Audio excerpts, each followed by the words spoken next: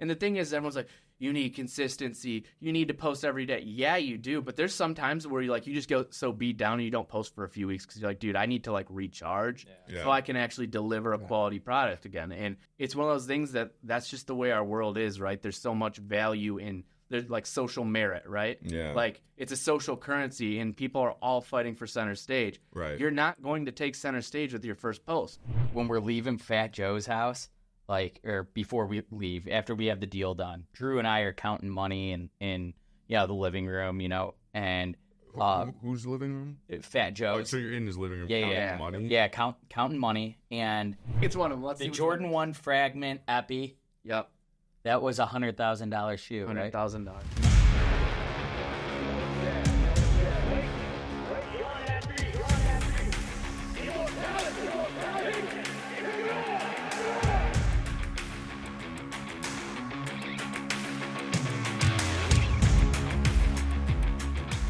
Our next guests definitely don't hold back when chatting on this microphone.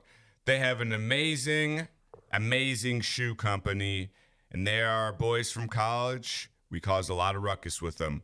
Champ, take it away. If you're trying to get shoes from Chicago to England to Paris to France, your boys got you. Hit them up, English Soul. Ladies and gentlemen, welcome to Money, Loyalty, Legacy. My name is Matt. Your boy Ross, a.k.a. The Champ. And today, our guests are very dear friends of ours. Like I did that. We have actually all known each other since college. Together, these two brothers have started a company from ground zero to now be known as the largest rare sneaker shoe company in the world. From selling shoes to UFC fighters, rappers, sports athletes, princes, and yours truly, the Champ. Please welcome Drew and Warren English of English Soul. What's going on? What's going on, fellas? Thank you for having us on. Real quick, can I just break something out? Of course. Mu Sigma Tau Alpha Lambda Metal Brethren. Oh, man. God, I was confused for a second. Now I remember. Hold on. Do it again. Let's do it again. Do it again. All right, go. Mu Sigma Tau Alpha Lambda Metal Brethren. Woo! Woo! Well, we're gonna get into all that. Holy shit! I literally just took a time back. I can't even talk right now. I haven't done that since college. Yeah, man. Back to the future. Holy Way to up the podcast already. Holy the Metal Brethren, baby. Let's get into the nitty gritty over here. There was a guy on MTV Cribs. He took a shoe and went like this. With the bottom. I didn't lick it. His name is Fat Joe. We heard that you guys actually sell shoes to him. Is that true? Yeah, we do. Yeah. How does that work? Yeah, during the pandemic, he had reached out to us, and we ended up making the long drive to Miami and ended up doing our first deal with him after. Actually, I think it was our second, because we had shipped him like a pair to one of his buddies, and that just to make sure the whole deal went down. And then he got the shoes. He was happy and was like, I need more. And so we brought we filled the whole truck up with everything. And we literally unloaded 30, 40, 50 pairs into, we were putting them into bell cars to get him in the hotel room. So we're not going to leave him in the in the car the whole night. So we're bringing him into the hotel with the bell car and, end up dropping off a bunch at his place and just kind of sat it out, let him pick what he wanted. Okay, so people at home are going to be thinking, these two, by the way, the owners, you see it.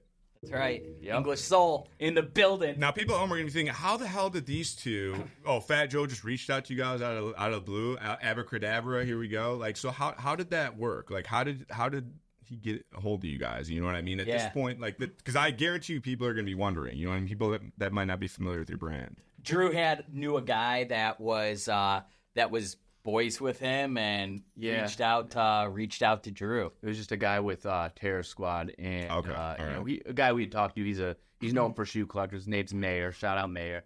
He hit us up, needed some shoes for him, and after I think the first deal went smooth. It was just then he wanted more. So you know how you just said so nonchalantly, a guy from Terror Squad. just hit us up. Well, All right, cool. Dude, it's funny because Drew has so many different stories of like 7:30, 8 in the morning phone calls or text messages. Hey, just wanted to let you know, some guy hit me up from OVO. I'm like, the worst.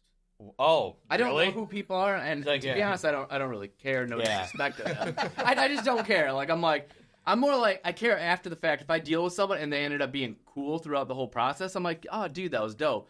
But usually when someone hits you up, you don't know what it's gonna be. I want stuff for free. You don't know what bullshit you're gonna get with it. I don't know how many times I can say that on the YouTube before you get it.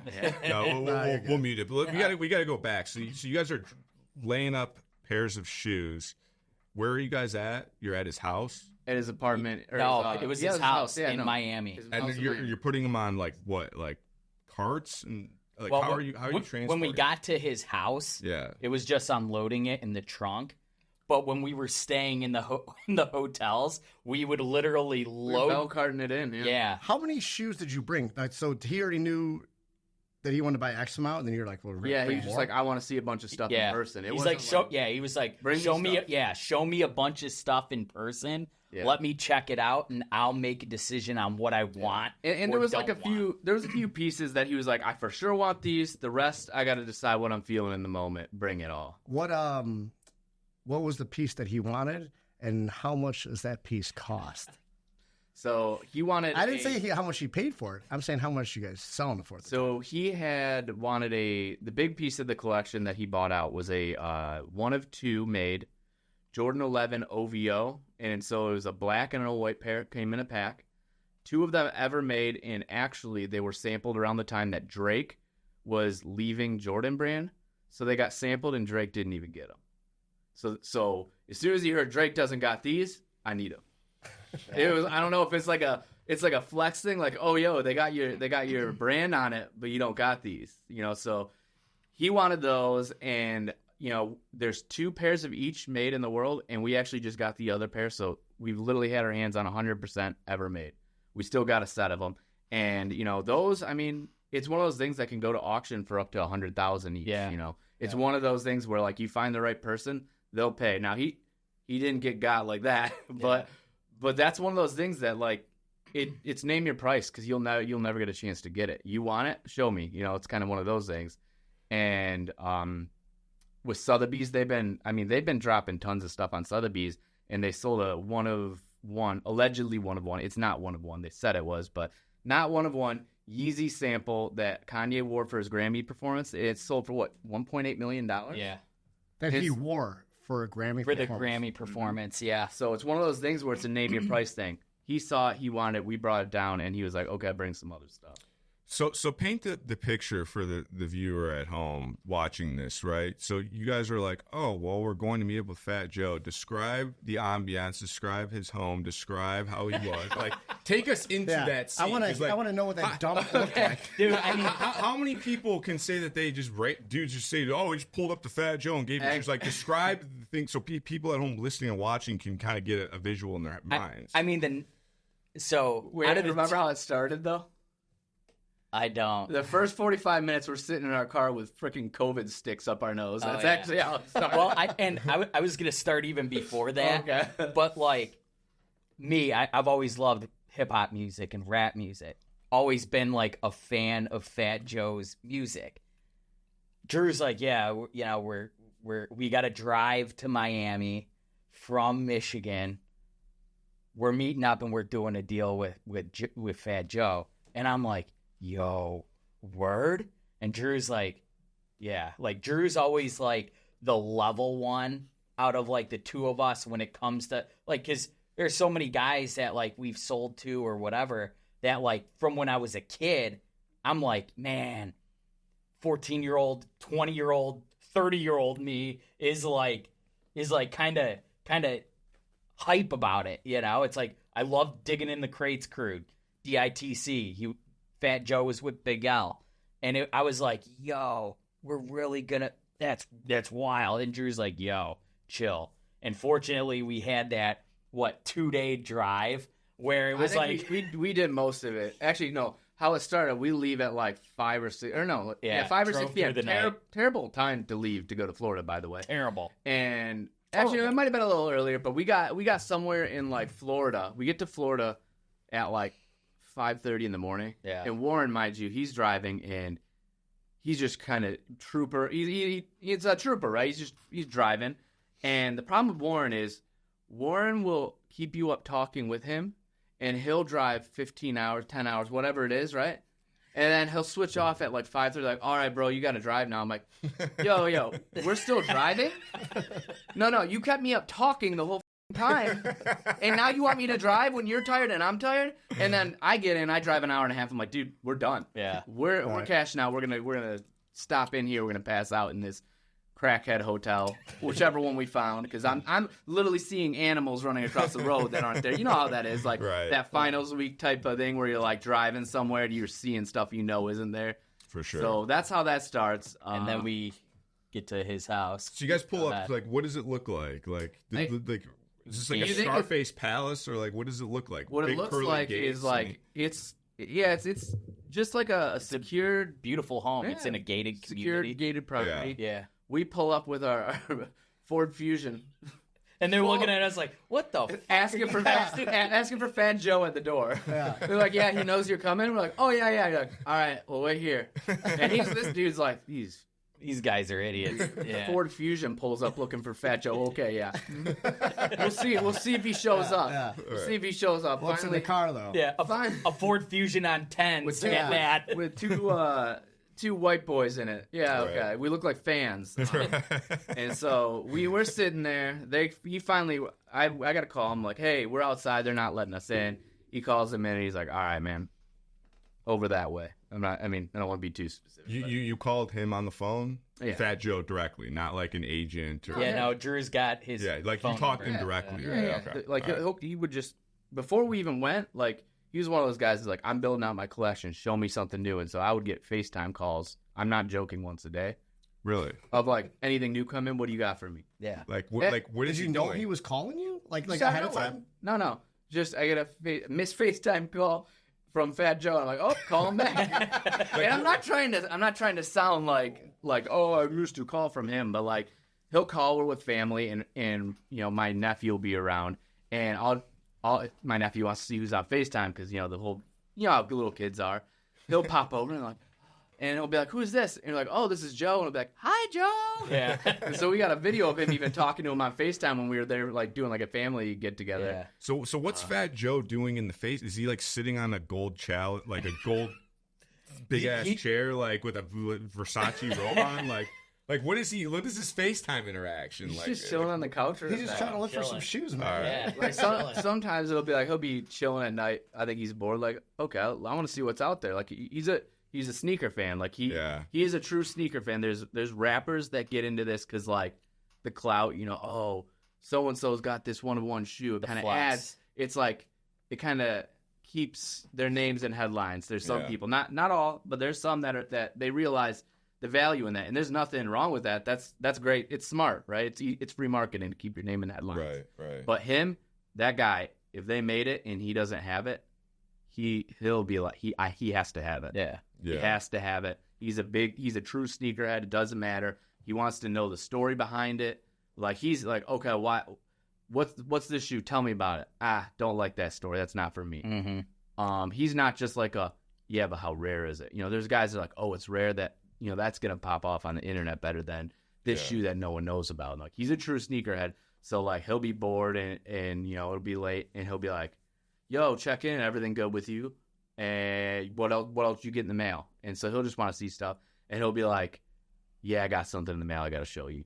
Yeah. And he'll literally pop up, and he was literally laying in bed, pops up, walks down to a sneaker room. He's like, look, he's just showing off all his shoes. It's just like if Ross called me or Warren. It's just it's regular interaction. Yeah. Hey, you know what, buddy? Maybe you should leave. Okay.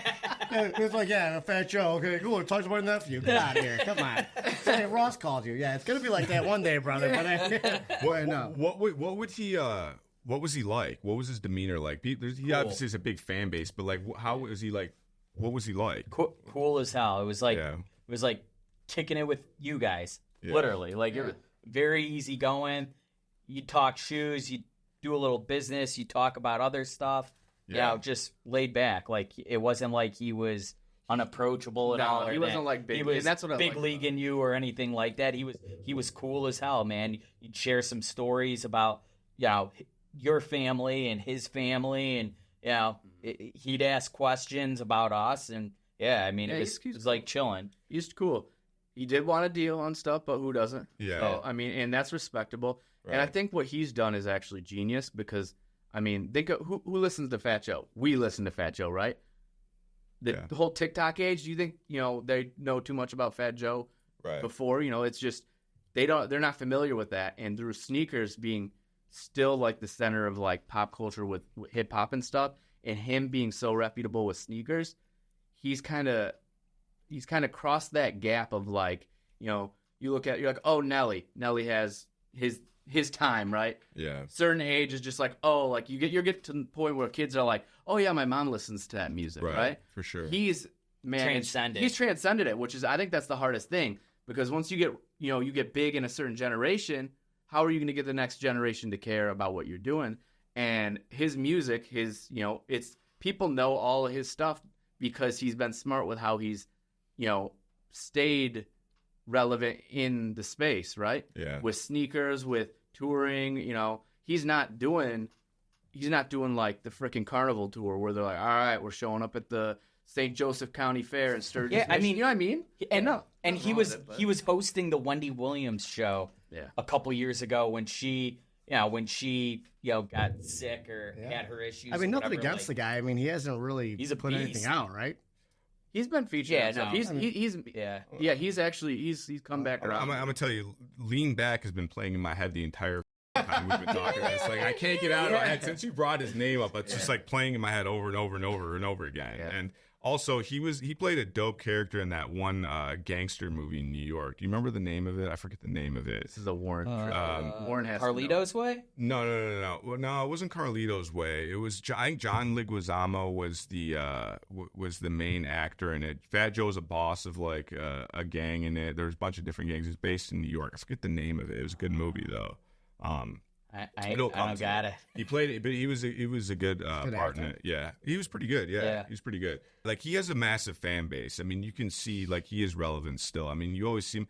Here's the thing: if you know somebody's still popping, like you see him on social media, they're always trending. He's still in the spotlight. You know what I mean? Like, and the thing is, I've heard a lot of stories about him just through people in the entertainment industry and stuff like that.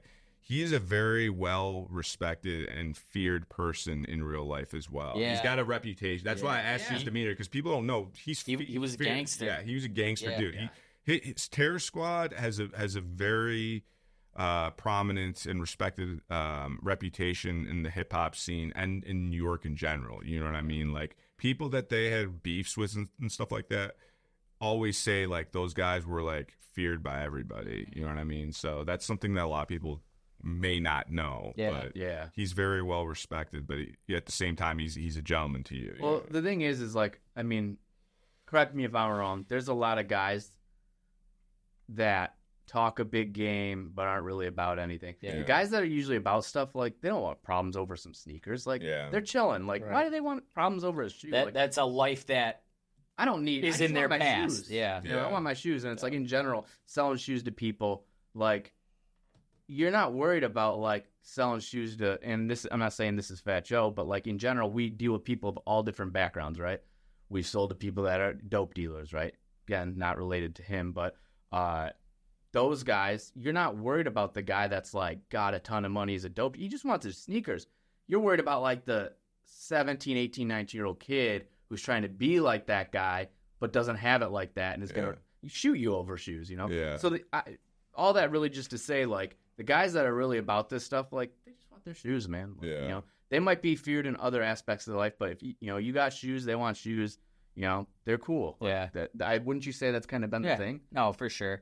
Yeah. And going back, like, when we're leaving Fat Joe's house, like, or before we leave, after we have the deal done, Drew and I are counting money in the living room, and whose living room? Fat Joe's. Oh, so you're in his living room counting money? Yeah, counting money. And Right. There's a guy Right, dude. Sears Jack or something. Dude, or? the thing that's like so How did he crazy. hand it to you? He just went like He this. handed it to us. He's like, Here. It was yeah. empty the bag type of Yeah, thing. but Really? but the thing that was like crazy, It's like a rap video. Is like Drew and I are like count money, right? And all of a sudden, like my back is to the front door, which you should never ever do. But I'm like, I'm with my Uncle Joe, you know. No one's gonna hurt me with all this money. Here's the thing: we're already at his house with a bunch of shoes. He's Right, got them. exactly. He's got them. Yeah, Right. but Yeah, so but his homie's gonna come to the door and take you guys. I'm gonna say, Joe, they're all yours. I'm take 'em. sorry for offending you for even stepping foot in here, and take it. You know, I mean, The crazy thing is like, our backs to the front door, we're counting, money and whatnot. And like someone comes like right next to me and like sits down at the like living room table I'm like kneeling at and counting, cash. And it's Remy Ma. And I'm like, and Drew's like, I don't know who that is. Hi, I'm Drew. And I'm I like, had to hey, look her up. And it's no disrespect to her. I'm an idiot. Drew doesn't. Yeah, Drew's It's not big into rap music. I yeah. mean, I get it. She is who she is. I'm an idiot. I don't not know your thing. people. But It's yeah, not your So thing. she sits down and does what? she's like writing a verse. Like just what on a couch next to you? No, like She's like kneeling at the she's coffee table. she's we're kneeling. counting It's money like a on. small coffee table. like just chewing gum like right here. Yeah. I'm like, what's happening? I'm kneeling right here. Drew's sitting on like the couch over here, and Remy Ma's like right here. And she just she's walked in and Sat down. She Yeah. talked to Joe. She talked to Joe for a little bit, and she sat down and just started writing a verse. And so I think what it was is she came. I think she had someone dropping her off, and what happened was is when we came down. I mean, I'm not gonna say an amount. Joe was like, "This is what I got to spend. Bring me a bunch of stuff, and we're gonna pick things out." And then we brought enough to where he was like, "I kind of want this one too." And so he called someone up to drop another bag off to him to get some more shoes. And then she walks in too, and that's kind of how that happened. It was just like it felt like it was like kind of part of one of those movies you see about like like they do like movies about rappers and then they purposely like make their entrance and then everyone like in the theater cheers about it. Yeah. It was like one of those type of things. And now in the moment, I don't know what that is. I don't know who this person is. Right. I would never ask you how much Fat Joe spent, but if you had to gauge a time limit for you to count the money, how long would it take you to count the money? Well, Like, he was writing a verse to a song. He had a good chunk of the verse in. I'll say that.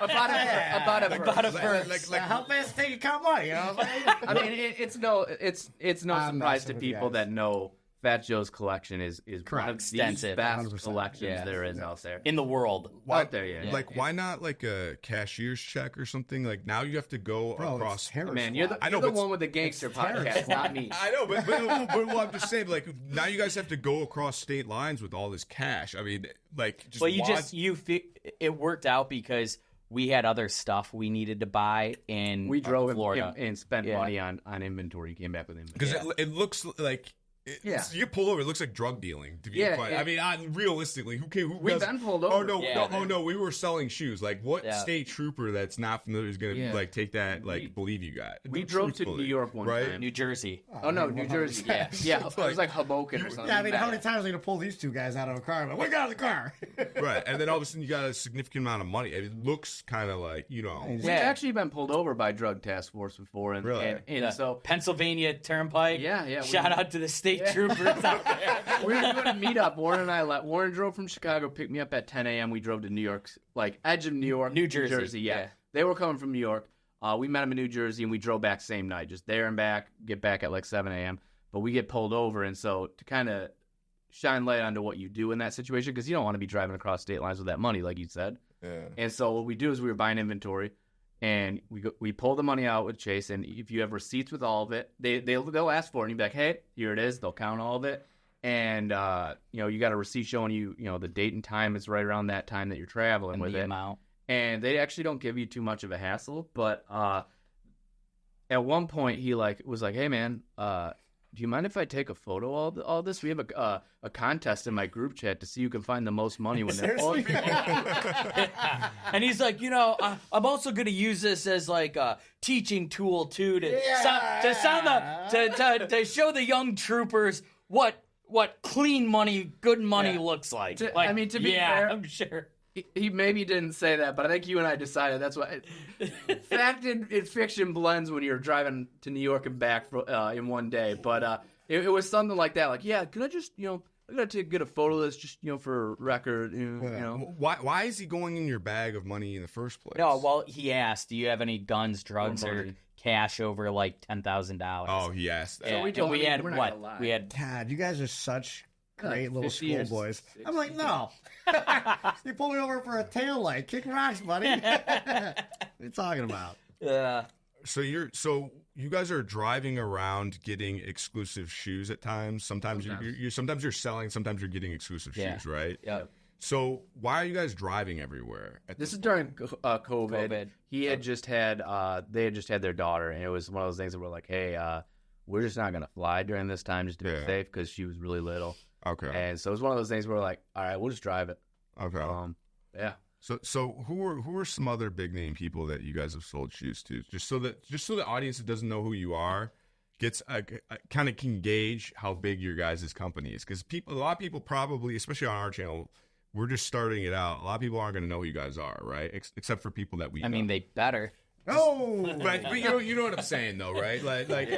People might not know. They might not know how They're already big part you of guys are. Terror Squad, so what else? Yeah, I left my chain at home. Yeah. Sorry. Right, No, but you guys deal with a lot of big name people. Yeah, right? no, I mean, we've sold shoes to DJ Khaled, Bryce Harper, 21 Savage, Rob Gronkowski, Anthony Rizzo, Tim Anderson, Eric Hosmer, PJ Tucker. He's big. Known for being like the sneaker king in the NBA. Yeah. We sold him a bunch. We do like deals back and forth with him. Trying to think who else. I don't think we Manny. No, you did a custom for Manny Machado. Yeah, did a shoot for Manny Machado back when when we started. We didn't know if we were gonna be doing customs, we were gonna be selling. We didn't know what we were doing, so we were doing anything we could do.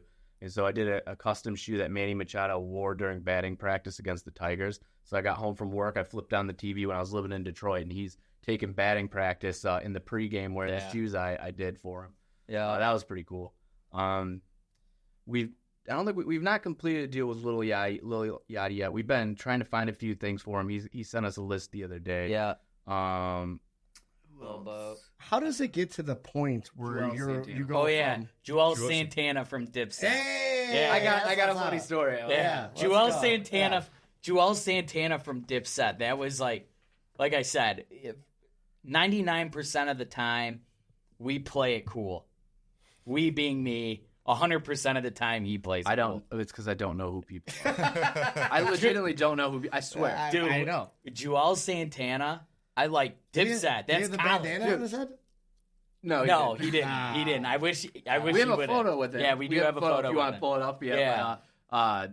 What happened? Oh, you and I got into a big argument. We weren't talking to each other. Yeah, at all. Like he was pissed. What before meeting up with Juelz? Yeah. So he did it. Yeah. Warren wouldn't talk to me. We probably had some stupid argument about like how to tape a box. I don't know. You know how that goes, right? All the time. So it was probably something like that. And Warren was like, "All right, Drew, you done? I'm done talking to you." And like 20 minutes later, I get a message on Instagram. Someone's like, "Yo, what's your number?" I'm just like, "I don't know who this guy is. Here's my number." And out of nowhere, I just get a New York number calling me, and I was just like, "Hello," and he's like, "Hey, what's going on? This is Juelz." I was like, "Juelz who?" It's like Juelz. Drew's like, no, Drew is like Jules. Oh, I called him Jules. Jules, I love the singer. I love that singer. I called him Jules. I think I called him Jules. Oh my God! And Why again, did you give him the number?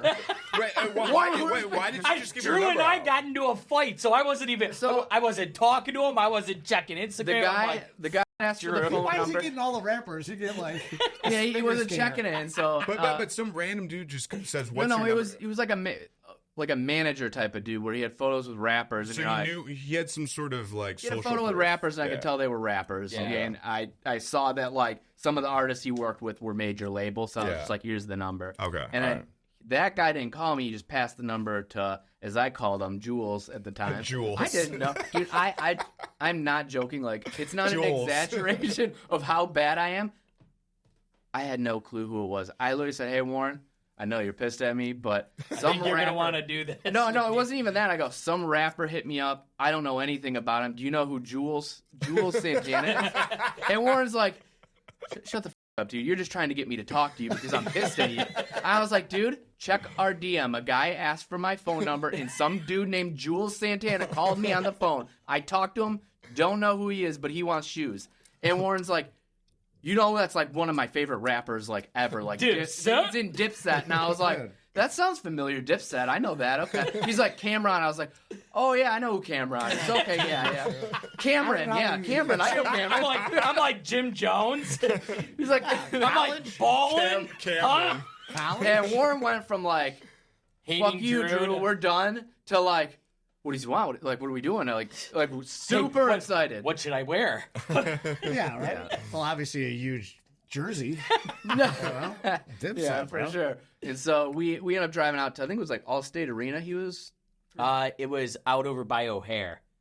He was in Isn't a that hotel. the same thing? No, there's No. the Allstate is if It's right in there, Allstate, right? yeah, it's right over there. by O'Hare. Somewhere over there. I don't know what he was in town for. Concert. Actually, you know, I know how he. I know he hit us up. People were trying to call him out, saying he had fake shoes on social media and was kind of gaining traction of people yelling. I don't remember what the shoes were. I don't know the situation, but when stuff kind of happens in social media like that, like a big event happens, like I'll just slide in someone's DM. Yo, if you ever need shoes, like just casually, and believe it or not, it works. You know, like I must have seen like people were calling out, yo, I saw all the stuff happening. If you need some legit shoes, we got them. Right. Yeah. Mind you, I don't even remember the situation. I probably didn't look at the shoes to even make a judgment call on it. But, you know, people, you know how people are. You get the internet going against you, and it's kind of like a snowball effect, like whether it's right or wrong. And so I just was like, yo, if you need shoes ever, we're in Chicago. And I think that's when his manager reached out. Hey, I'm in Chicago. What's your number? It was that type of thing. Yeah. And again, So he was already in Chicago. Then you guys talked to him, and the deal went down like right then the next day. Yeah. That time. we actually did it like a giveaway with him too, where like he made a video like, you'd have to pull it up. It's on our Instagram, but it's like, yo, it's your boy Juelz, is English Soul. Follow English Soul and Juelz Santana, and we're gonna pick a winner to get a shoe. And I thought that was gonna be great. We were gonna get a bunch of purchases out of that. That was like the stupidest move we ever did. We got people reaching out, like not dogging his following. We had like 50 scam orders from New York, like the Bronx. And what do you mean scam orders? So we have a website. Stolen credit cards. Yeah, on our website. It didn't pass Oh, man. fraud prevention. His following came out, Dipset following. Hey, and those credit card Hey, swipers. be like popped up. that. hey. I even told him. Hey, if you pray for rain, you gotta prepare for the mud, right? Yeah, and we got the mud. And I think he asked, he's like, yo, how'd it do for you guys? And I was like, yo, bro, I'm not going to lie. The credit card swipers came out, and they were hitting our website, like, trying to get... And we have, like, fraud prevention, so if you're watching this video trying to get over on us, we aren't shipping you anything. You aren't getting anything. What was 21 Savage like? He's a pretty prominent figure nowadays, right? In the hip-hop scene. Like, he's very chill. You know how, like... You play cards with him? No, we didn't even meet him. No, we haven't met him. He FaceTimed me in Florida. Yeah. I was in Florida doing something, and he just like, yo, what's your number? He FaceTimes me, and, he pops up, and that one I was like, oh, like, because obviously, like, dude, tatted face, he has, like, a distinct look. Yeah, and all of a sudden, he's in the middle of your FaceTime call, right? Did you know who he was? I did. Why are you getting all the FaceTime? Yeah. What is that like? What is that about as well? Like the FaceTime, that's just such like an awkward like interaction with like everyone just does it. They just to you, not to Warren. Warren's like, man, I love 21 Savage. No FaceTime. They just pop in, and him, he was just like, he was chill, like. You know how he has that, like, kind of, like, really chill vibe, like, flat talk? Like, even the way he raps, right? Yeah. Very much, like, exactly how you think he would be, like, just like that. He didn't Super chill, like, he didn't drop the accent at all? What? He didn't drop the accent? Dude, he was born in England. Yeah, exactly. Jesus Christ, you guys saw him shoes. You didn't know the joke. I literally told you I don't know who anyone is, and you thought I was going to know that. You just said... His rap is pretty chill, so you know his rap. I don't want because he's in the headlines everywhere. You go on like Instagram for 2 seconds, you'll find a song by... So was that story. I don't want to hear it, Drew. That story was out there. You guys all missed that one. I'm out of here. That's it. Hey, Ross, let's ditch this and go get who pizza. Is this guy? Philip, who is this guy? Rock'em, sock'em, robots. Dorks. This is what we get for bringing a guy that's not in the Metal Brethren on the podcast. Yeah. He's on our podcast now. No one even knows that dork. Oh, my goodness. So people at home, they're watching this, right? And they're like, all right, how did these two get so big? Like, how did they amass this brand where people from all over are contacting them, celebrities, affluential people, athletes? Like, how did you guys get out there? This is good knowledge for anybody trying to start a business in general. Like, how do you guys pop off like that and get that network? Well, Warren, you want to tell them how we started, and then I'll tell them kind of like where it pivoted? For sure. Well, sometimes it takes thinking you're going to fail out of law school and be a loser the rest of your life. That's how it went, too. No, like literally, we started the business like my second semester of my first year of law school in 2014. And my first semester, I did terrible. And I thought I wasn't going to make the first year GPA cut. So like I'm on a train. Our family lives in Michigan. I'm on a train back to Chicago. And I'm like, man, so I got to figure something out. I'm going to fail out of law school. I need to figure something out.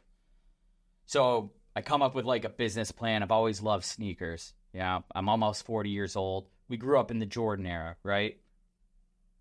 Being a big Chicago Bulls fan, you're watching Michael Jordan, not just for what he's doing on the court, but also his shoes. Same way with like Penny Hardaway, Jason Kidd, all these guys, like everybody back then when we were younger, you wore shoes based on which athlete wore the shoes. So I've always loved sneakers.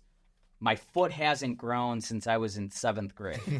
So I accumulated at one point like 250 pairs of shoes, size 6.5 to 7.5. And mind you, that's over the time that like you don't even have like a full-time job. No, I mean, you got that amount of shoes without working, like you've just collected it for that long. Like, you know, when you get a job, you can start spending by 2, 3, 4, 5 pairs. Like, so people get 500, 600 pairs. Warren just has collected them.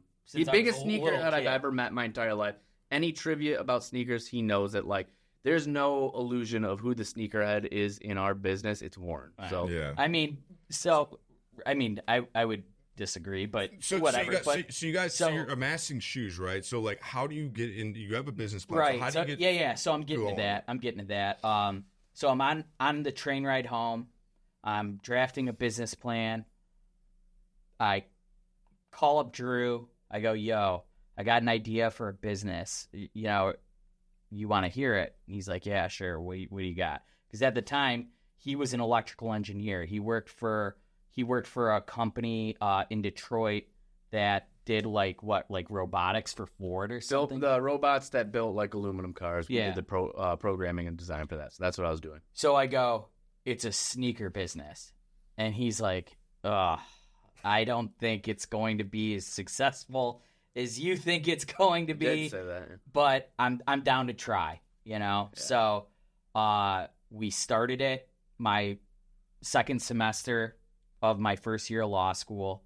And then fast forward to the end of the year, I made the GPA cut. So I didn't fail out. So I'm like, oh, okay, cool. Well, let's build this business up. On the side. Yeah. On the side, you keep working. I'll continue in law school and then see where we're at when this thing is done. And then by the time I graduated law school, our business was doing well. I'm not a practicing attorney at all, but I graduated from law school. Drew quit his job as an electrical engineer. No, I was actually fired. Oh. Yeah. Really? I was fired. Oh. People don't know that. So it was one of those things. I was fired because I was going out at lunch and like picking up. I worked 3 blocks from the Jordan store. At lunch, I was coming back with bags of shoes, putting them in the coat closet. Like, bro, I got to a point I didn't care. I was like, I'm good. Like, our business started doing so well. I was like, all right, fire me. Right. I don't care. So here's one thing we're missing though. So how did going from it beginning to it starting to go well? Like, how did you guys? People that are trying to start a business at home, like, what did you guys do to get it going? We just worked our asses off. By doing what though? Like, we would wait. At that time, it was all about networking. So, like, you would network and go into stores all the time to talk to people, build relationships, so that you got inventory. Now it's a lot. It doesn't different. matter. It's an app. You click a button to join. You know. So now, when you're talking about networking, that is very important in all aspects of life. And you know, a lot of people, they think, myself included, like in my industry, it's hard when you're networking for, like, a lot of people that aren't necessarily the most outgoing people, right? How do you develop that network if you're not Warren English? Like, hey guys, how's it going? You know what I mean? Like, a lot of people don't have that pizzazz, but they're able to, but they're strong-minded business-wise, right? Yeah. Like, what can you give for people at home, like, tips as to how you developed your network that might not be as personable as you, and the significance of building that network when starting a business? Like, are you going into these shots? Like, actually, Drew can. No disrespect to Drew. No. I'm not less social. personable. I'm not social. Than Warren is like, when you meet Warren, it's like you get in a room with Warren and Adam. You're like, dude, these are like the two best salesmen I've ever talked to in my entire life. right. And so me, I'm kind of like, I'm a background guy. Like, all right, that's what you want to do. Cool. I'll stay quiet back here. I'll make the things happen behind the scene. A website, photography, like social media. Like, I'm very much behind the scenes. And, you know, the thing is everyone's like, oh, like you said, how do you do it without being personable? And to be honest, you don't. Or maintaining the relationships that you get too. Because, like, here's another thing. Like, a lot of people, like, say you get a big celebrity client, right? How do you maintain that relationship? Because, like, thoughts going through a lot of people's heads are, like, just be a real ass dude. right? Don't But be like I don't want to like bother him right now. You know what I mean is, I don't want to bother him. This guy's world famous. Like, what, you know what I mean? I don't want to bother him right now, but I want to maintain the connection. You know what I mean? Like, it's one of those things where a lot of people at home, I can tell you for certain, a lot of people that are in that situation, they don't want to feel like they're imposing on that person, and they lose contact instead of maintaining that network. This is honestly, I can say for sure, working in entertainment, a lot of people have those thoughts going through their head. You know what I mean? Like, we've talked about that with people before, I think it depends. I mean, for me, we kind of have a system we do with how we. Oh, go ahead, Warren. I mean, for me, it's like I just stay in touch with people. I'm like, yo, happy birthday. Hey, man, saw you had a son or a daughter. Congratulations, blah, blah, blah. Or, like, just chopping it up. Like, yo, I saw that you're at the UFC fights. That's sick, dude. What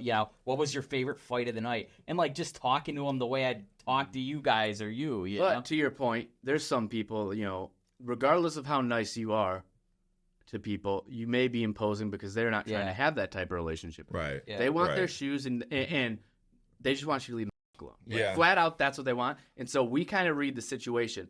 When they just want info, like, send me a list of shoes when you get it, it comes to me. Because for me, no Super disrespect, I just don't. I'm transactional on that. Like, hey, you want shoes? Here's your list. If you, like, don't respond to my happy birthday text, I don't care as long as you're still buying. Let me ask you this, Like, though. in that regard, not with my friends, but, like, from business. And there's some people that appreciate that. You send me a list of the stuff when you get it first. I'm the first on your list. I appreciate that. That's why I spend money with you. But at the same time, this is transactional both ways. Like, I'm not trying to make friends. I'm trying to buy shoes. But to get there, people want to know, okay, we got a business plan. We're sitting on a train, right? Yeah. I got 250 pairs of shoes in my house. So what? So where do you start from? And all of a sudden so you go and you just walk into Foot Locker and start talking to them? Yeah. And then you, That's how it started. And then, for us. okay, yeah. So that's what I'm saying. So then you built off that. Then that person talks to so-and-so and it's like 2 people talk to 3 talk to 6. And that's how it started. So kind of And like, then, can I pop in with what you're saying? Like, are you just talking to the people at the store? Like, what do you? Yeah. That's what you're asking. Like, you're just talking to a random person. Okay, at so Foot Locker? let's say you work at a store, right? Yeah. And I'm like, yo, what's up, man? Like, dope Flu Game 12s. I love that shoe. And you're like, oh, thanks a lot, man. Hey, I like your Air Max 97s. Oh, thanks, man. I appreciate that. Oh, what are you looking for? Oh, man, I'm just looking around. You know, like, oh, I saw that. Rapport, you build rapport. But what are they providing to you guys though? Like you what? I see what you're asking. Like what do you understand? You're talking to a guy at Foot Locker. Like I see that like what is he? What value is he giving you guys though? When like Ross was saying, when you go into that Foot Locker, that person's. I mean, they're working a mall job, right? So they have to deal with people like, I think I'm a size 7, or maybe I was a 9. So like when someone comes in as an actual sneakerhead, like they're like, oh dude, this is sick. I can actually kind of take a mental break from my job and just talk shoes and hang out with someone while still doing my job, right? And so what happens is before it used to be raffle tickets. You had to go physically in the store, put your name on your like little admit one things with your size and all that. They would draw them and they would draw you the tickets, and you'd pick them up on Saturday, right? Well, some people didn't show up, right? And so they've got to redraw. Well, by the time the redraws come around, they're not trying to make calls and have the shoes sit around the store, but they know Warren and Drew, who come in the store all the time and just, shoot the shit with us about sneakers. They're for sure going to come through. So let's just like fast track this and just say, yo, we got a few left over, come through, right? And so you do that for years and years, and you hang out, and so you see these people. You come into the store, and it's like you guys are friends, right? Because you spend time talking shoes, right? Now this person leaves Foot Locker, gets a job at a resale store in Chicago or Detroit, right? Well, now there's celebrities that are in town, and so they want shoes. They stop in that resale shop. They're looking for shoes that store doesn't have, and they go, oh, I know Warren and Drew have a bunch of crazy shoes. Let me link these two and connect the dots. Yeah. It's all networking. And so to your point, like if you're not personable, you better start finding a way to be. Yeah. I'm not personable, but I've had to develop that way of like dealing with people despite the fact that it takes energy away from me. Yeah, right? I mean, there's different levels of being personable, though. There's a business acumen that you take on when you're trying to do business, right? Like with this podcast, we have to do business. We go out, we go to talk to people and stuff like that.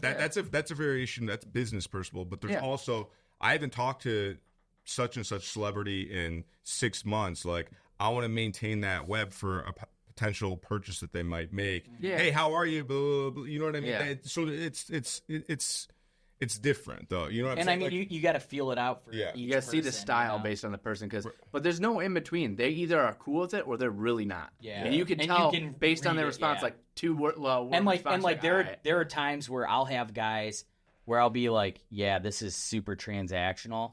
I'll be like, Drew, this is for you. But there's a guy that I have. And then Drew will be like, hey, this guy wants to talk. He just shoes, FaceTimes me all the time. I'm going to give him your number. And then, that's... and it requires you to be real honest with who you are and not get butthurt. Like, hey, I have to be like, no, my brother's way better at talking to people. And for some people, that's an issue. For me, he's very good at it to the point where it's like, well, no, he is. Like, it's Warren. Right. I can't keep up with that. Like, he remembers people's birthday he hasn't seen in 20 years. Like, legitimately, I'm not joking. I know. People, yeah, you know. We all know. And so it's just being real honest with who you are. With me, I'm good at dealing with people that, hey, I want a list of this, and I want to be the first person on the list. All right, here it is. This is the price.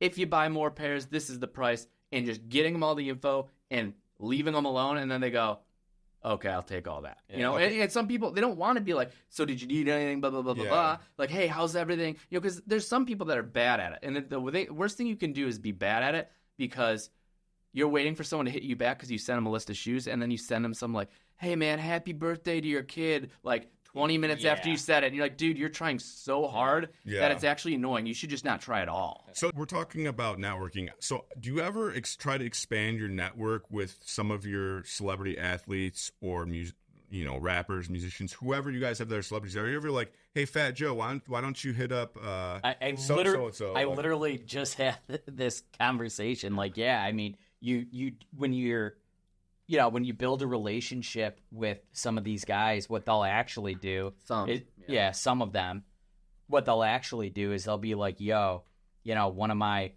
best homies is so and so. He's like, can you give me for instance? Yeah. I'll give you an example. One of my good friends is an agent now. He used to work for a baseball bat company. A sports agent? Yeah, sports agent. Okay. He works for Aces. He works for Aces now, not at the time. At the time, baseball bat company. He put me in contact with backup catcher on the Chicago White Sox, Adrian Nieto. He lived half a mile away from me at the time, around my age.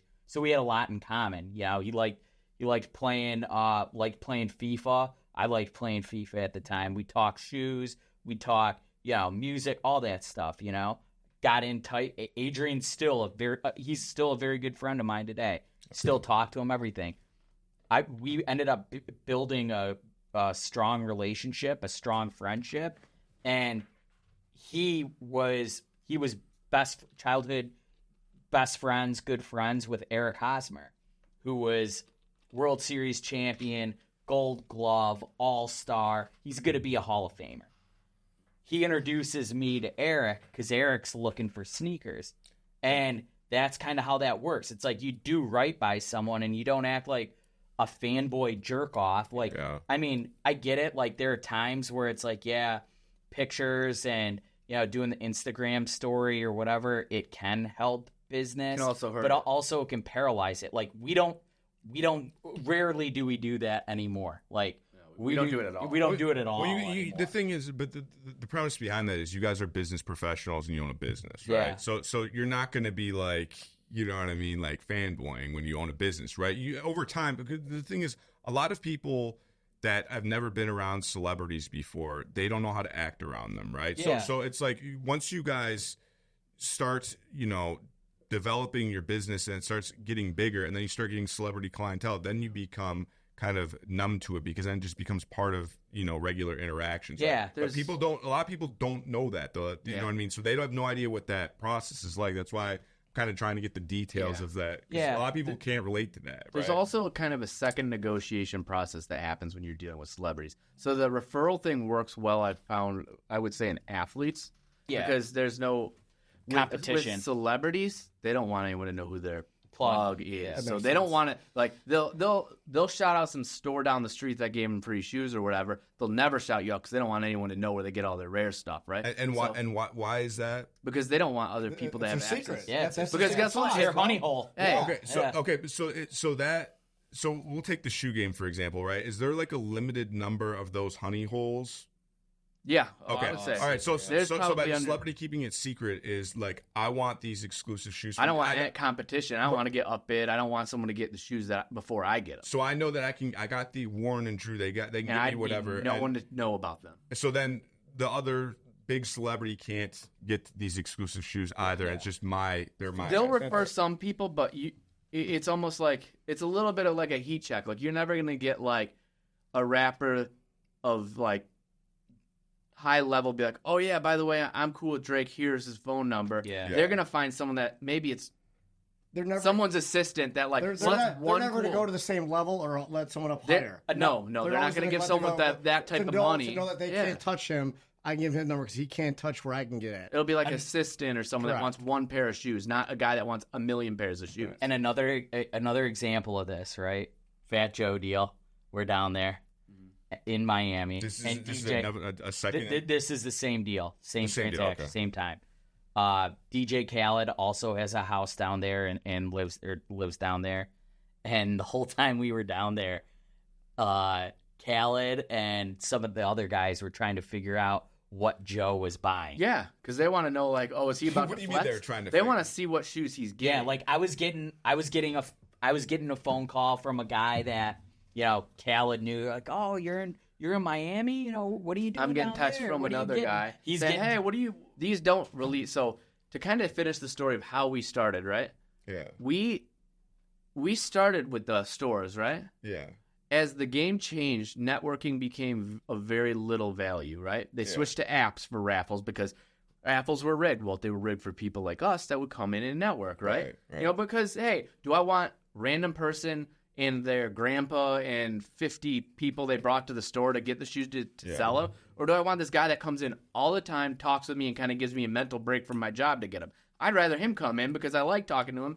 Don't like talking to that guy. Right. So when something's extra, I'm going to make sure his ticket gets pulled. Right. That stopped when they introduced apps, right? Yeah. And so around that time, I mean, for me, it's like the way I do things is, I mean, it's pretty degenerate, but I'm like, if I start something, I want to get to the highest tier of it as fast as possible, right? Right. And one day we started to get a little more expensive shoes, 500, 800, 1,000. I think we had Tokyo 5s, yeah, Red Hot Tokyo Yo 5s and Oregon 5s. Oregon 5s. No, it was before the Oregon 5. It was the first sample, yeah. So we had Tokyo 5s, which is it's an all-yellow Jordan 5 that's really limited, released overseas for a basketball tournament, the T23 tournament. And very few of them made around 100. Yeah. But they did release, and so I bought it off of someone, and I had just noticed that in the winter or in the summer, sneakers kind of slow down because everyone's spending money on vacation. And in the winter, they just go right back up. So I would take money and I would buy really expensive pairs in the summer that people are like, no one will buy it. I can't get my money out of it, betting that they would go up in the winter, right? And so I would kind of up the ante each time. Like, let's try a little more expensive one and keep seeing if it works. So I bought like a Tokyo 20 or a Tokyo 5 for $700 and then waited till winter, like 3-4 months, whatever it was. I think it was August to Christmas. Ended up selling it for like $1,500. I just doubled that up. I just had to hold the shoe. And I think it's cool because I get to hold something that's rare and not many people get to hold. So it's going to sit in my closet. I'm going to get to be like, oh, that's cool. And then I'm going to sell it and get double the money. Yeah. And so I was like, okay, let's see if we can do this more, right? Did it with Yeezy, Yeezy 2 Red Octobers. And then one day I had a Yeezy set, which has, the Yeezy 2 set comes 3 pairs, right? The Red Octobers, the black and solar red, which is like a pink, and the plats, which are gray, right? It's a 3-pack. They're around, what would you say, 2, depending on which pair. Now, in today's market, it's different. But at the time, it was around $2 to $5K each. Yeah. And I was like, I got a good deal on it. And I was like, Warren, this guy wants to trade me a shoe and wants to trade me the shoe for all 3 of those. And Warren's like, dude, that's like $8,000 worth of shoes into one shoe. Are you crazy? I was like, no, dude, we're going to make money. He's like, dude, I don't know. We need to talk about this. I was like, Drew, he's freaking out. I was like, $8,000 shoe the first time we ever bought it. And I was like, I'm kind of just calling you to tell you I did it. I didn't. I already did he's it. Like, it's done. He's like, he's like, I'm not really calling to talk about this. I already did it. I'm calling to tell you it's done. And obviously, I said, I just was like, if we lose money on it, I'll eat the loss. He's like, no, we're in this together. It is what it is. Let's just roll with it and see what we can do. And I take the shoe, and it's called the Flam SB. For love or money. It's by an artist, Futura, and how many? There's like 20-some pairs. I can't remember. Blanking off the top. It's 20-some pairs made. And they, on the side of the shoe, it's like basically all different types of currency printed on canvas. And it has like this really nice like cigar leather. So it's basically just covered in money, like the most obnoxious you could ever think, right? And so I get that for about $8K in value, and Warren's just like, dude, this ain't the move, dude. Like, when I said shoes, this isn't what I meant. Like, we're not doing this. A shoe. Well, I want to sell GRs to professional athletes. $8,000 for a single pair of shoes, dude. What are we? Who's gonna buy it? Yeah. And so we end up, a few months go by. I get hit up with a guy, by a guy that I deal with in Cleveland, and at the time, I think Joe Hayden was playing for the Browns there, and he had a store over there. And this guy hit me up, and he sells to Joe Hayden. So this was like our very first sample shoe, ended up being our very first like celebrity set. Well, I guess we did baseball players before that, but like our very first like high ticket celebrity sale, I guess I would say. And so I meet this guy in Toledo with Warren. Warren's like, this dude's gonna rob us. I was like, dude, I met the dude. First off, he's like, he ain't robbing us, I'll tell you that much. Like he's like a kid too, I'm not. He's like our age. Yeah, he's a cool dude. No disrespect. A little younger. Just like he wasn't gonna rob us, and so we end up doing the deal. And I saw him like for $12,000, and Warren and I are just driving back from Toledo to Detroit. Like, what that just happened? We just made $4,000 on a single pair of shoes. And how did you find this guy? Just internet, man. Facebook. Selling on Facebook. So you were utilizing social media. Yeah, we leveraged very early when Instagram was like just getting big. I told Warren that I was like, we need to be the people that photograph this stuff, and we need to make it look the best it possibly can be. So all of the different news outlets that share this stuff, it's like, your MMA outlets that share all the news and it goes everywhere and you see it 50 times, right? Same thing happens with sneakers. It's Sneaker News. It's Sneaker Bar Detroit. It's Nice Complex. Kicks. Nice Kicks. These are... and so when you kind of make a splash in that area, it's kind of a ripple effect all over the internet. And now when someone wants to buy that shoe and they Google it, they're going to find all those photos that you took that are tagged with our brand name and post it all over the outlets. And they go, those must be the guys I buy those from. And so I was like, we need to have the best photos so that even people that hate us go, these guys are idiots, but damn, those photos look good, and Were you they're looking, going viral, so we got to share them. Were you looking into SEO optimization, stuff like that? Nope. Or you were just going No SEO. organic on Very social organic, media? yeah. So Ross and I have been talking about that, just like for business in general and any aspect of business. Any realm of what you do, like the importance and significance of having a presence on social media. Your brand, The brand is everything. It's imperative to have a presence on social media. A lot of people still, myself included, Ross and I didn't give a shit about any of this. Dude, like a year. Go ahead. Not to cut you off. I'm sorry. But I was going to say, dude, years ago, I didn't even know how to say the word algorithm, right? I'm not joking. This is a true story. And I remember Drew trying to explain what algorithm was to me. And we're like, I remember we're going up an escalator and like, I don't even know how we're at. And like, we're all out like having drinks. And I'm like, algorithm? Huh? What the hell is that? Like, yeah, you got to make sure this touches this. Now we're all about the algorithm. Yeah, see, once you get in it sucks you in. All about the Lego. Hey, just when you thought you were out, it pulled you right back in. For teaching me that word, now I can know how to say it. But now, I mean, you were just showing how much you put out and use your algorithm to work in your guys' favor. Yeah, like you're a 100%. pioneer of understanding the potential of social media. Dude, and how it could elevate you. Drew understood all of this.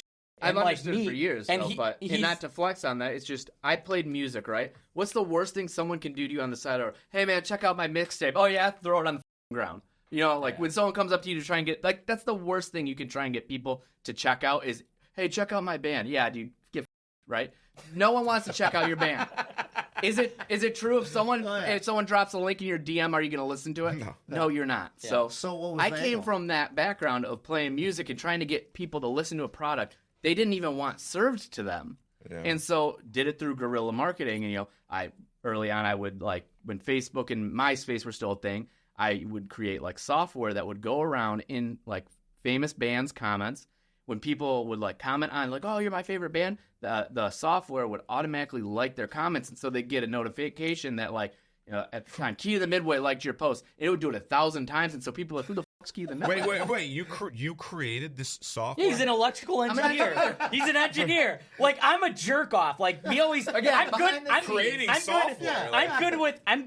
I'm good with people. It was John. He says it like this, though. I was making a ham sandwich. Like, Right. I was creating some software. When we're starting this, doing like the social media stuff, dude. my pictures are terrible. It was all Drew. No, I Yeah. it's No, it's but awesome. no, It's great. well, obviously you're hyper intelligent, but just for people at home watching, they get to really understand the process. So obviously you're very, very intelligent. You had the foresight to create software that automatically recognized somebody that commented on a famous band. And to So they get a hook them notification in. Right, that yeah. Key to the Midway liked your post, and they right. go, well, who the is Key to the Midway? Right, They right. click over, and then I get them to a splash page that auto plays our song. what They is don't get to choose to listen to my music. They have to as soon as they click. What's the splash page? So it'll be like, you know how on Facebook, for a while, you could kind of like customize your page, almost like how people would get those stupid custom MySpaces with the little bling and stupid crap on it. Yeah. So there was a window where Facebook did that too. You could create a page that would be a tab on the side of your Facebook page. Yeah. And when people clicked it, you could have it auto redirect. So that's the primary page. Well, in the page, I would have embedded an audio player. People would click over, and immediately our music would start playing. This is genius. You don't Can get you create this for our podcast? I have no idea what the he just said. they We need close software for our podcast. Yeah, you click that button, you hit that one, it goes there. if that still What works. year was this? What year was this? So I was in college. So 2007. 7, Remember, 8. he was in the band with I was Right, there. our Yeah. brother. No, I know, but I had no idea that you were doing this back then, though. Like you had the foresight to see where social media was going that early on. I just painting a picture for people like it's 2024 right now, but you saw it back in 2007. Even earlier, though, because remember, like, you'd be in high school and you go over to a MySpace page and everyone had that profile song and you click over and it'd be some stupid idiot with flippy hair and they got 10 billion plays on their song. The whole MySpace music era. Like, that's kind of when that stuff began. And so I kind of realized the importance of trying to, like, get whatever I'm trying to sell them. In that instance, it was music, right?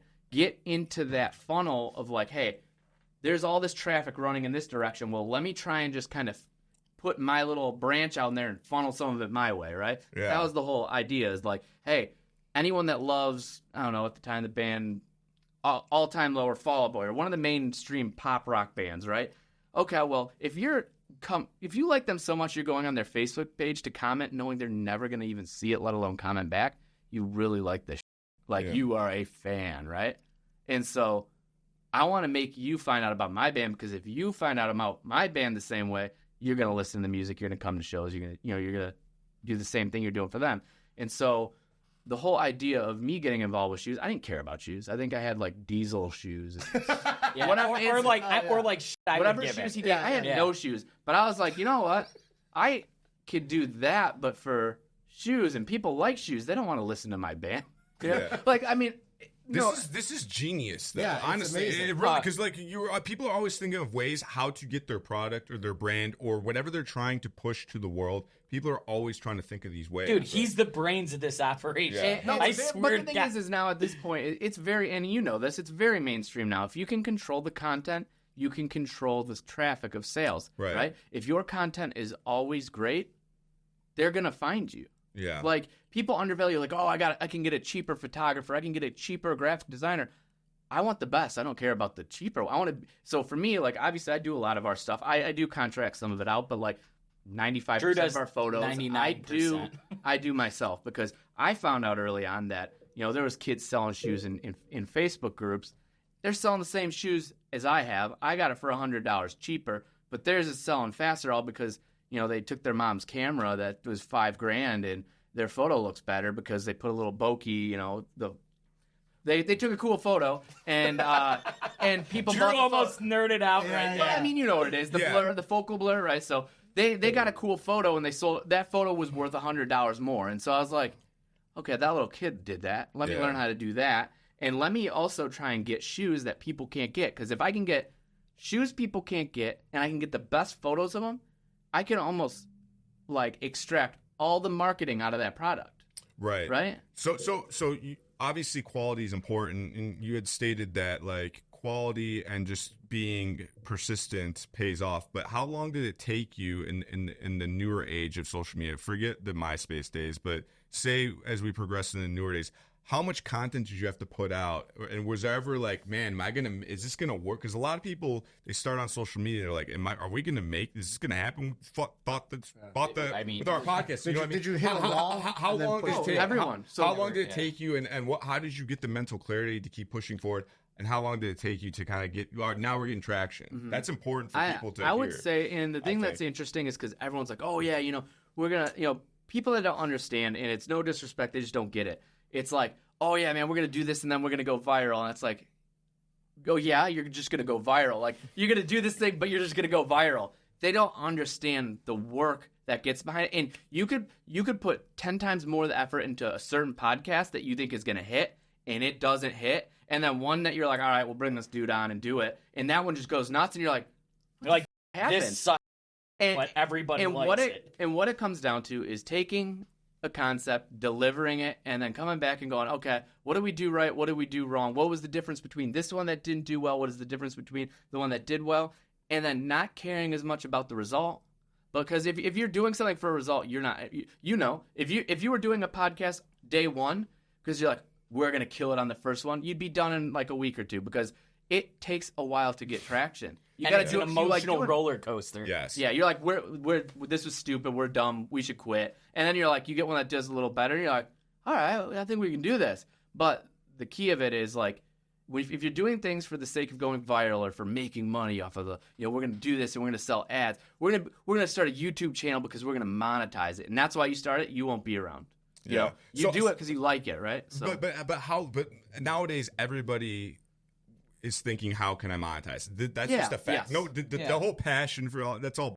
Like, so like how, I mean, for a lot, not for a lot. Everybody, a lot. I don't think, but people, with the prominence of YouTube and guys like Nelk and these major influencers and stuff like that, even like the girls that do the OnlyFans stuff, like everybody's trying to monetize because they see the value in it, right? So like, how long did it take you guys? How often were you posting? Like, how long did it take you guys to see progress? Because I think it's important to see where you guys are at now.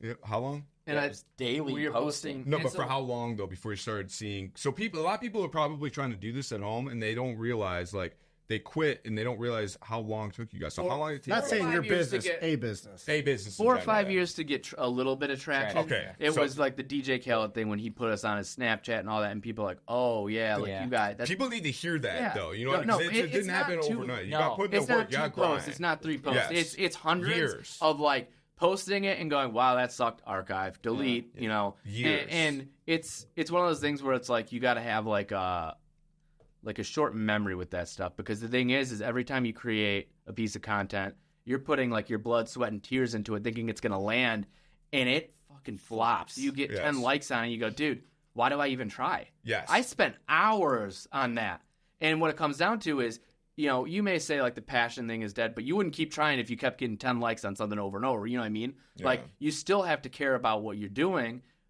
You just got to basically have a short memory of like, that didn't work. Well, I have an equation that results in the exact wrong answer. Yeah. So now, by process of elimination, let's try something else. Yes, we have to have the And see mental what sticks. fortitude as well, though. You know what I mean? It's important for people to hear. Oh, years, resiliency. Yeah, Yeah. resiliency. Like you get knocked down, Right. you get back up. The- You know? but the point I'm making with this, though, obviously you guys are proof of this with your business. Like, there is a light at the end of the tunnel if you keep trying, Yes. and eventually something will pop if you don't lose your passion. Yeah. Keep up your work ethic, Consistency, and just keep brainstorming, being consistent. It will work out eventually. It could take years. It could take 6 months. It could take 10 years. You never know. I think as long as you you're guys- persistent. You guys can attest to that, right? Yeah. You know, Yeah. so it's one of those things that you keep throwing at the wall and see what sticks. Right. You know, and you put the same effort in, and the thing is, everyone's like, you need consistency, you need to post every day. Yeah, you do, but there's some times where you just go so beat down and you don't post for a few weeks because you're like, dude, I need to like recharge Yeah. so I can actually deliver a quality product again. And it's just it's one of those things that's just the way our world is, right? There's so much value in there's like social merit, right? Yeah. Like, it's a social currency, and people are all fighting for center stage. Right. You're not going to take center stage with your first post. And the thing is you're going to post something, and then it's going to do well, and you're going to see, okay, well, what was this? What was different about this? Let me try and replicate that exact thing, but let me do it with this. And then you get that one to do well, and you're like, oh, all my stuff is going to be just like that. Yeah. You know? So here's something I want to throw out here too. Ross and I both, when we were starting this podcast, we spent a year just researching all these artist videos and stuff like that. This is very important. I want you to break this down for people. All these suckers are talking about how this is all going to get beat. All these suckers are talking about all the genius. Oh, this is how you market. This is how you go viral. This is a strategy for this, because everybody wants to have, you know, social value, and they want to either get their art out there, they want to get their music, they want their business, they want their podcast, music, whatever. They want to get out there, they want to be popular, they want to make the money, or they just want their content to be seen, right? Yeah. What is a strategy you can actually give people that will actually help them, instead of these faces that just tell people a bunch of ways? Well, they're time? trying to gain traction themselves. Right. So I want to actually give people value that will help them on this podcast. Because we were those that listen to them. Yeah, exactly. That's what I'm saying. Like give people some some value to help them in their social media path. You know what I mean? Get like some real advice. How about that like actually social works. media? How about just any business plan that you have in your life, and you run into walls and things of that nature to show like how you just keep going and show that like not everything is made overnight. Right. But let me Let's just start do with the the social media. Yeah. I want As a to get two-part. Yeah. I want to. Yeah, I'll touch on the social media stuff, and then from the other component, I think Warren would be better at. So with social media, I think the thing is whatever you do, make sure you're providing value, right? Like, by value, you mean what? Value, like, give people actual information that is helpful, right? Hey, for us, right? People know to come to us. There's some people that still think that we just paint all these shoes, and you just go, oh, whatever, dude. No, Yeah, but that's not what we do. find your Don't market make them. and continue to like continue to tailor what you do to what they're looking for, right? You know, like an example for you guys, your guys' mobster podcasts are killing it. Hey man, if people want that, keep going, you know? And maybe from this one, a bunch of people go, hey, dude, we like sneakers too. And you're like, cool, who else can we bring on about sneakers? It's just find what they like and keep doing it, right? And then secondly is like, don't lure them in and get them to watch a video or interact with a piece of content and then just brick wall them into, hey, by the way, I just wanted your comment. you. I'm not even going to acknowledge you. Yeah. Interact with them like, hey, man, I appreciate your feedback. We spent a lot of time on this. Thanks for checking us out. People appreciate when you take the time and talk Engagement. to them. We comment back 100% of the people that comment on our stuff, even the ones that talk. They'll be like, this shoe sucks. Your shoes are terrible. I'll even put them like a little frown cry face with a tear. Oh, you guys suck a fat. And the thing is you want engagement, right? Well, you don't have to do it with like. There's people that do like bots, like get a bunch of bots. It sometimes does work. I've done that before. Bot comments. I've done it, but it's shallow. It's like it's hollow. It's hollow. People see through that, right? Yeah. When someone goes in your comment for us, like a Jordan 4 goes up. A Drake Jordan 4 goes up, but Drake also has a Jordan 3, but we didn't post it, right? Oh, yeah, I don't really like the 4s, but I like the 3s. Oh, yeah, dude, you like the 3s? What do you like about them? Start a conversation with every single person, knowing that, yeah, you're going to create a real connection, but you're also, at the same time, you're kind of engagement farming. Each comment you get, this shoe sucks. What don't you like about it? You guys sell fakes. Oh, man, that sucks. What shoe's fake? Like, just get them to comment again. And the more they argue in the comments, like...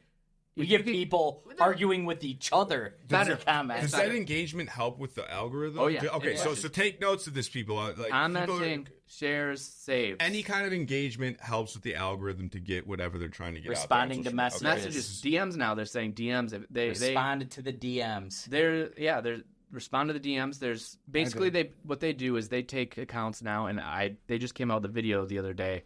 The creators account. I sent it to you. The one I sent you, right? Yeah. You sent. So that creators account, they're basically taking all interactions that people have with your content, and they're basically ranking who people follow, and they're prioritizing feeds based on what they want to see, based on their previous interactions, right? And that's nothing new. That's how the algorithm works, right?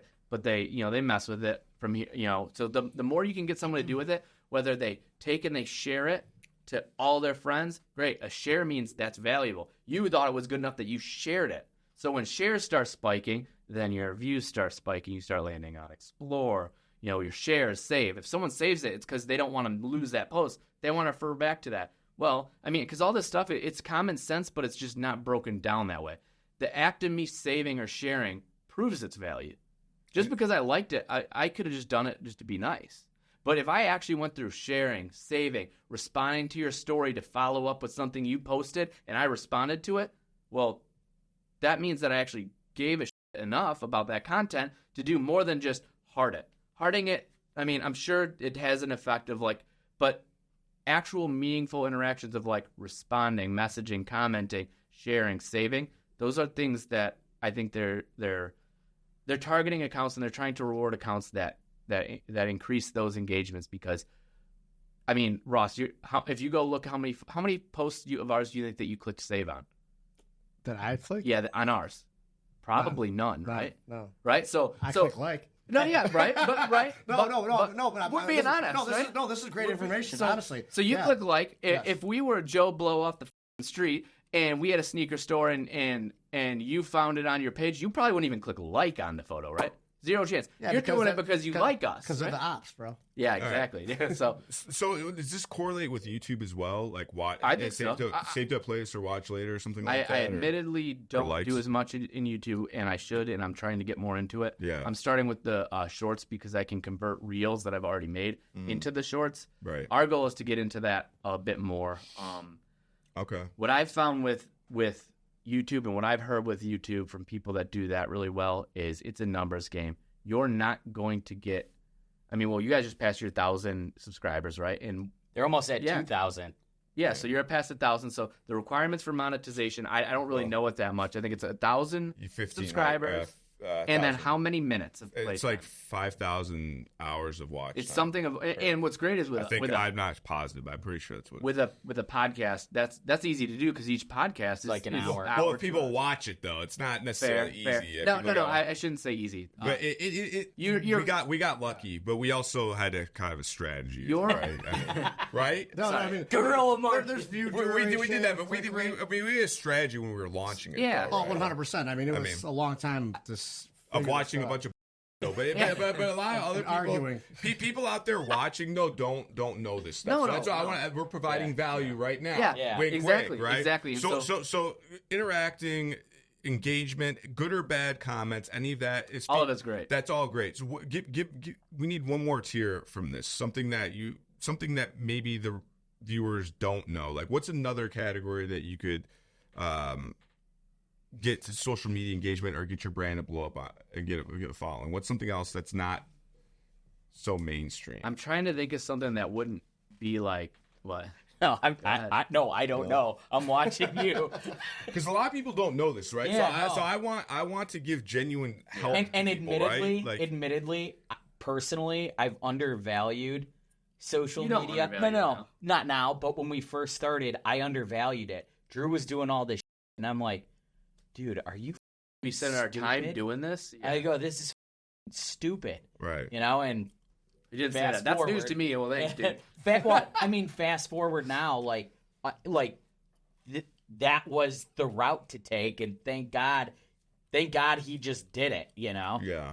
So I guess it's hard because like there's a lot of people do like the whole sales pitchy thing, like be consistent, post X amount of times a day. Right. Authenticity, providing value, and like focusing. And so here's the thing, like you want quality, right? You're not getting it overnight, and you're not getting it without reps, right? Right. So take this piece of content, you look at it, know it doesn't look like this really good piece of content over there, post it, see how it does, and then, okay, what can I improve on this one? Because if you don't get the reps in, you're not going to, it's like watching film. Yeah, I mean, like it's sports. Trial and error. Right. And go as wide range as you possibly can.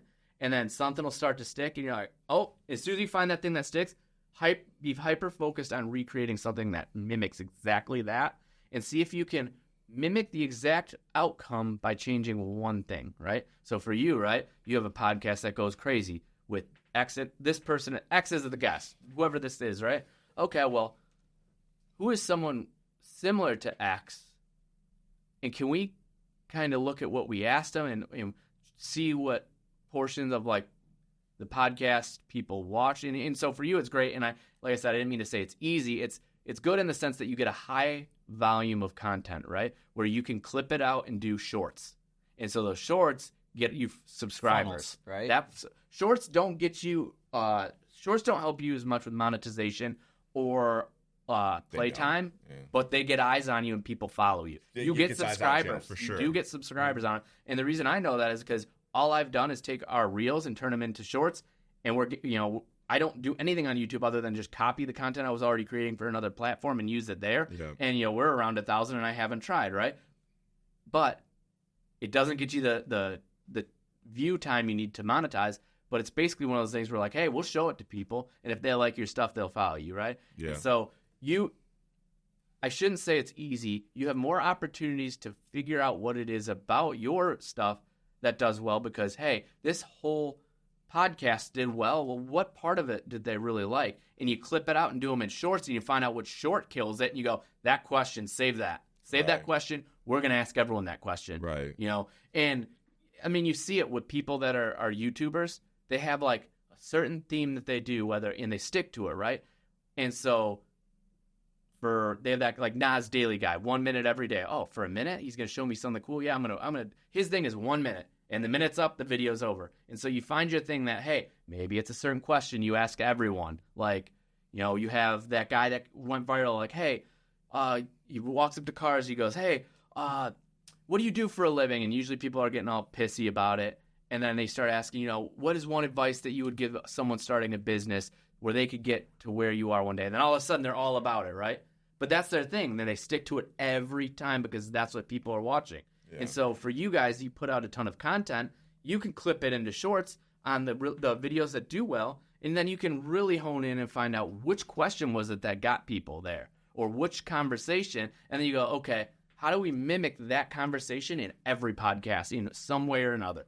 Right. And so that's what I meant. It's not easy. It requires a lot of work, but you have the volume of content that you can put tons of things out because you spent hours doing this stuff with each person you sat with. Yeah, right. No, absolutely. Like, this is one last thing. We'll get off this, but I need to get this out here. How did you guys get, what do you recommend for people that are trying to get brand endorsements and stuff like that? Like, if people ever want to collaborate with you guys, I'm bad at that. Don't you think that? I mean, people want to know this because now you guys have a big following. I'm bad at that. Yeah. Like, do people just start reaching out to you after you reach? Honestly, with us, we don't. We have a few people, but it's mostly like predatory of like where they're trying to squeeze the. Hey man, we're opening up a sneaker store. You have these $100,000 sneakers. Yeah.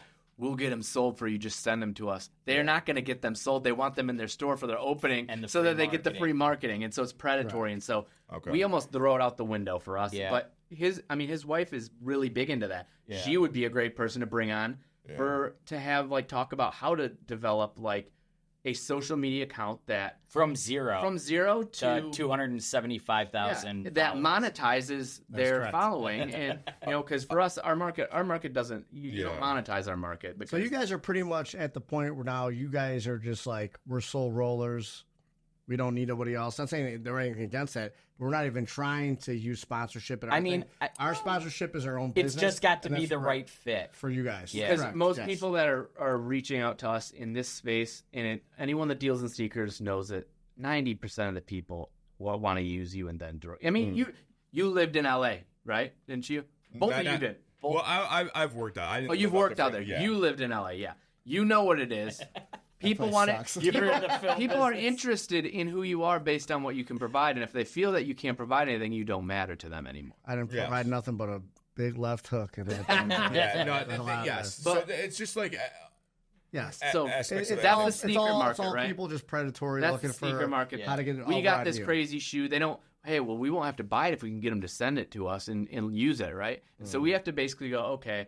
In some instances, it's going to be a brand that's so big that it's like, hey. You're going to use us for the shoe, but we're going to use your following. Yeah. And we're starting to get more into it because before it was more like, it just rubbed us the wrong way. We're like, we're not doing any of it. Now we're like, you know what? If their following is there and they're like, hey, we're going to co-brand this. You're going to provide the product.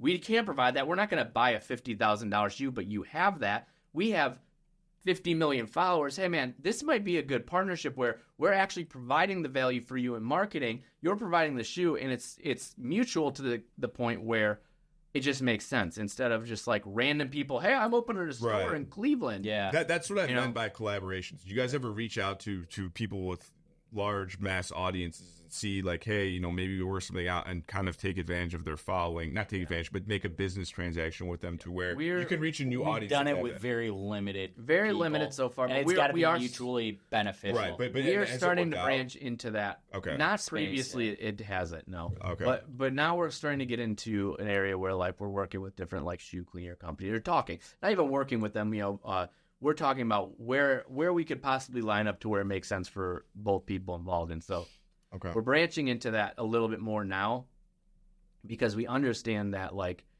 in this age of social media, there's 50 of us out there. We got to stay at the forefront. And it's not just having the sneakers. It's them seeing our faces and knowing who we are. And like the YouTube component. Like it's relatability. You want to be able to relate to...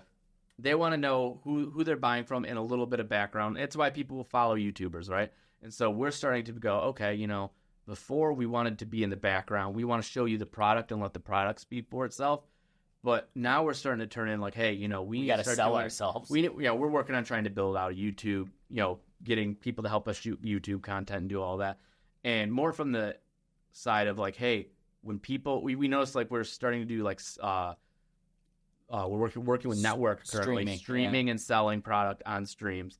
And people are like, hey, man, like, checked out your stream, loved it. I didn't know that about these shoes. And it's just getting your face out there and letting people kind of see who you are. And then also, I mean, if you're faking it, you can't go on a podcast and just, hey, let me tell you about shoes. You start fumbling over your words and you tell on yourself. Yeah. So just having us on a live stream and then seeing how fluid we are and talking about what we like, what we're doing, it kind of helps reinforce your brand and the confidence people have in you based on your knowledge. Because when someone tells you something and they don't stutter and they list off like 100 things, like, dude, no, that guy knows what he's talking about.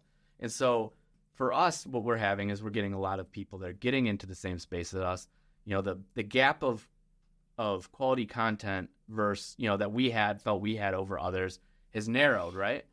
And so where we can benefit is showing people the knowledge we have. Hey, do you want to buy it off this guy that knows nothing about it, or do you want to buy it off of us? his might be fake. It may not be.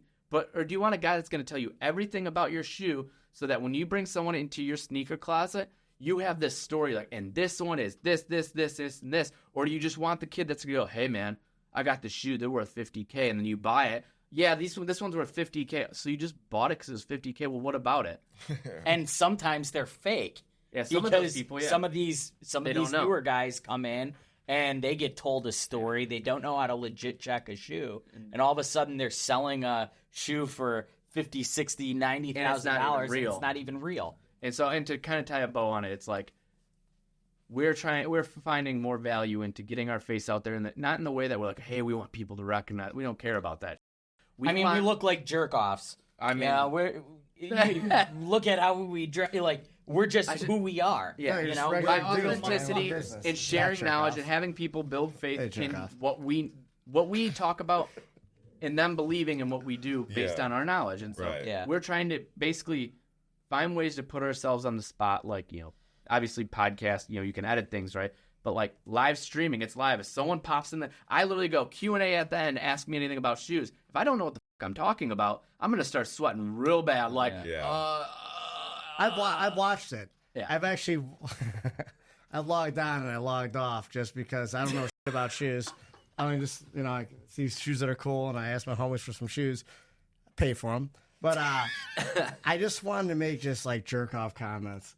And I just didn't. So and people do it. No, I know. But like you guys are like, come on, Ross, get off here, man. So I just did it out of respect. But you know. But the thing is with the streaming, this is where people can kind of feel you guys out and see the authenticity and kind of feel like they can relate to you and then become more of a fan of you guys, right? Like they see the genuine you. There's no cutting.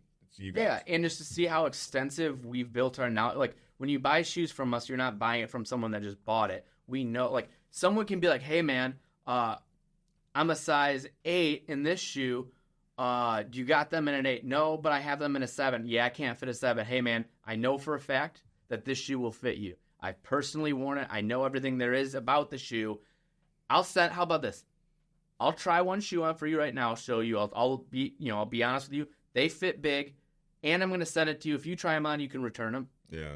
And then they'll try them on. Like, dude, you hit the nail on the head. It was perfect. You know, it's just knowing the product you're selling instead of just being like, hey, I got a $50,000 shoe and I know nothing about it. Yeah. And we want people to be like, hey, they're going to steer me in the right direction. And some people, I've told people like, hey, if you want me to give you an honest opinion on if you're investing, I'll give you an honest opinion.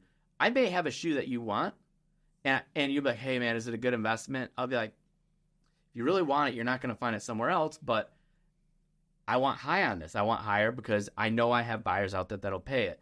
Maybe wait 6 months. Let me see if I can find you one a little cheaper. I'll give people that advice, or I'll be like, hey man, it's gonna be your one chance to buy. And then you'll have people that are like, I actually appreciate that honesty. You kind of put the sales hat on pause just to be genuine. Like, hey, that's a good investment. I'm gonna buy more off you because I have more faith in who you are as a person. You're not just trying to hit me over the head and make a quick buck. So, what was the most expensive shoe either one of you ever held in your hand? I'm not gonna say sold, but you know, let's just go there. Oh yeah, let's go sold. Yeah, we'll go sold. I was trying to be, you know, a nice guy. We're just not gonna say who bought it, but no. There's two. See if you can get one of them. Warren gets one of them. Let's see. The Jordan 1 Fragment Epi. Yep. That was $100,000 shoe, right? $100,000. Now, people listening at home are gonna. I already know for a fact. People are gonna be like, what makes a shoe? I'm sure you guys have heard this. What makes a shoe $100,000? Like, I get the rarity and all that kind of stuff, but honestly, like $100,000. Econ 100, baby. Yeah. Supply and demand. Okay, but for somebody to literally pay $100,000 for a shoe, I understand the rarity and all that. Yeah. But like, I mean, the backstory, gold threading in it. It's not like the stories that story. Stories sell the shoes, man. If there's no story, it doesn't sell. Yeah, flat out. Okay. You know? There was that one, and then it was $85,000 on the $89,000 on the Nike Air Force One Fukijama Friends and Family, the Entourage shoe. Yeah, so I'll give you a little background. So the one that sold for $100,000, the Fragment. So Fragment is like a clothing company out of Japan. Right? It's really big following. Like when they get like a collaboration with Jordan Brand, they sell for thousands of dollars. I mean, there's a few in the $500-$600 range, but usually people want them, right? You know, the big one is the Jordan 1 fragment. And so this is a sample version that Nike made for it was for Kim Jones as well, who was the creative director of Louis Vuitton at the time. He's no longer there, but so what they did is they took Louis Vuitton leather and they constructed the shoe out of it. Well, in this day and age, you have Dior having partnerships with Jordan Brand and all this. Well, Louis Vuitton hasn't come out with a Jordan-specific partnership. Now, they did do Nike with the Air Force Ones, and so this is a Louis Vuitton Jordan. And so, I mean, when you think about that, you're like, dude, Louis Vuitton has a shoe with Jordan. Of course that's going to be worth a lot of money. And there's only 10 of them made because it was made as a gift to friends and family of Kim Jones, who was the creative director and the owner of Fragment, right? So there's under 10.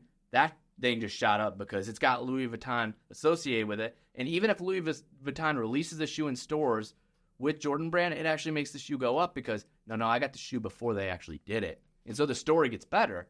And so it's stuff like that. The flex gets harder. You got the one that released, I got the one that started it all. And so the story gets bigger, and people value that. People like having the story. If there's no story, there's no value.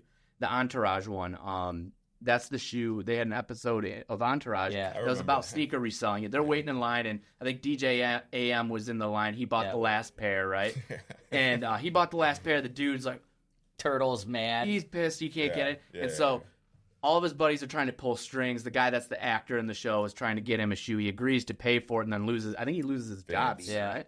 He loses his job, but he's already agreed to pay for it. He goes in and meets the guy, and he gets the custom version that was made for the artist Fukijamas. It's the gold version of the shoe. It was Rufio in the Rufio. Same actor, right? Yeah. And so we had the shoe. So they were in line waiting for a shoe. The shoe that he got from Rufio or whatever the dude's name is, I think it's Vin. No. I don't know. I didn't really watch Vince. For Vinny. Yeah. Vinny Chase or Vincent Chase. Wasn't it? It wasn't for Vincent Chase. Turtle. Yeah. Turtle was the big sneaker. Right, but Vincent Chase was the actor. Yes. Right? Turtle was So the shoe that they got for him, that was like secret one where he met him in this back of the store, that is the exact shoe that we had and we auctioned off. Now it's not so they made 8 of them for the cast of Entourage. We had one of the other cast members. I know where the pair that was in that show is, and I've been literally like, I check in with him once every 6 months, like, hey man, you want to sell me that? Wait, so I thought that was all.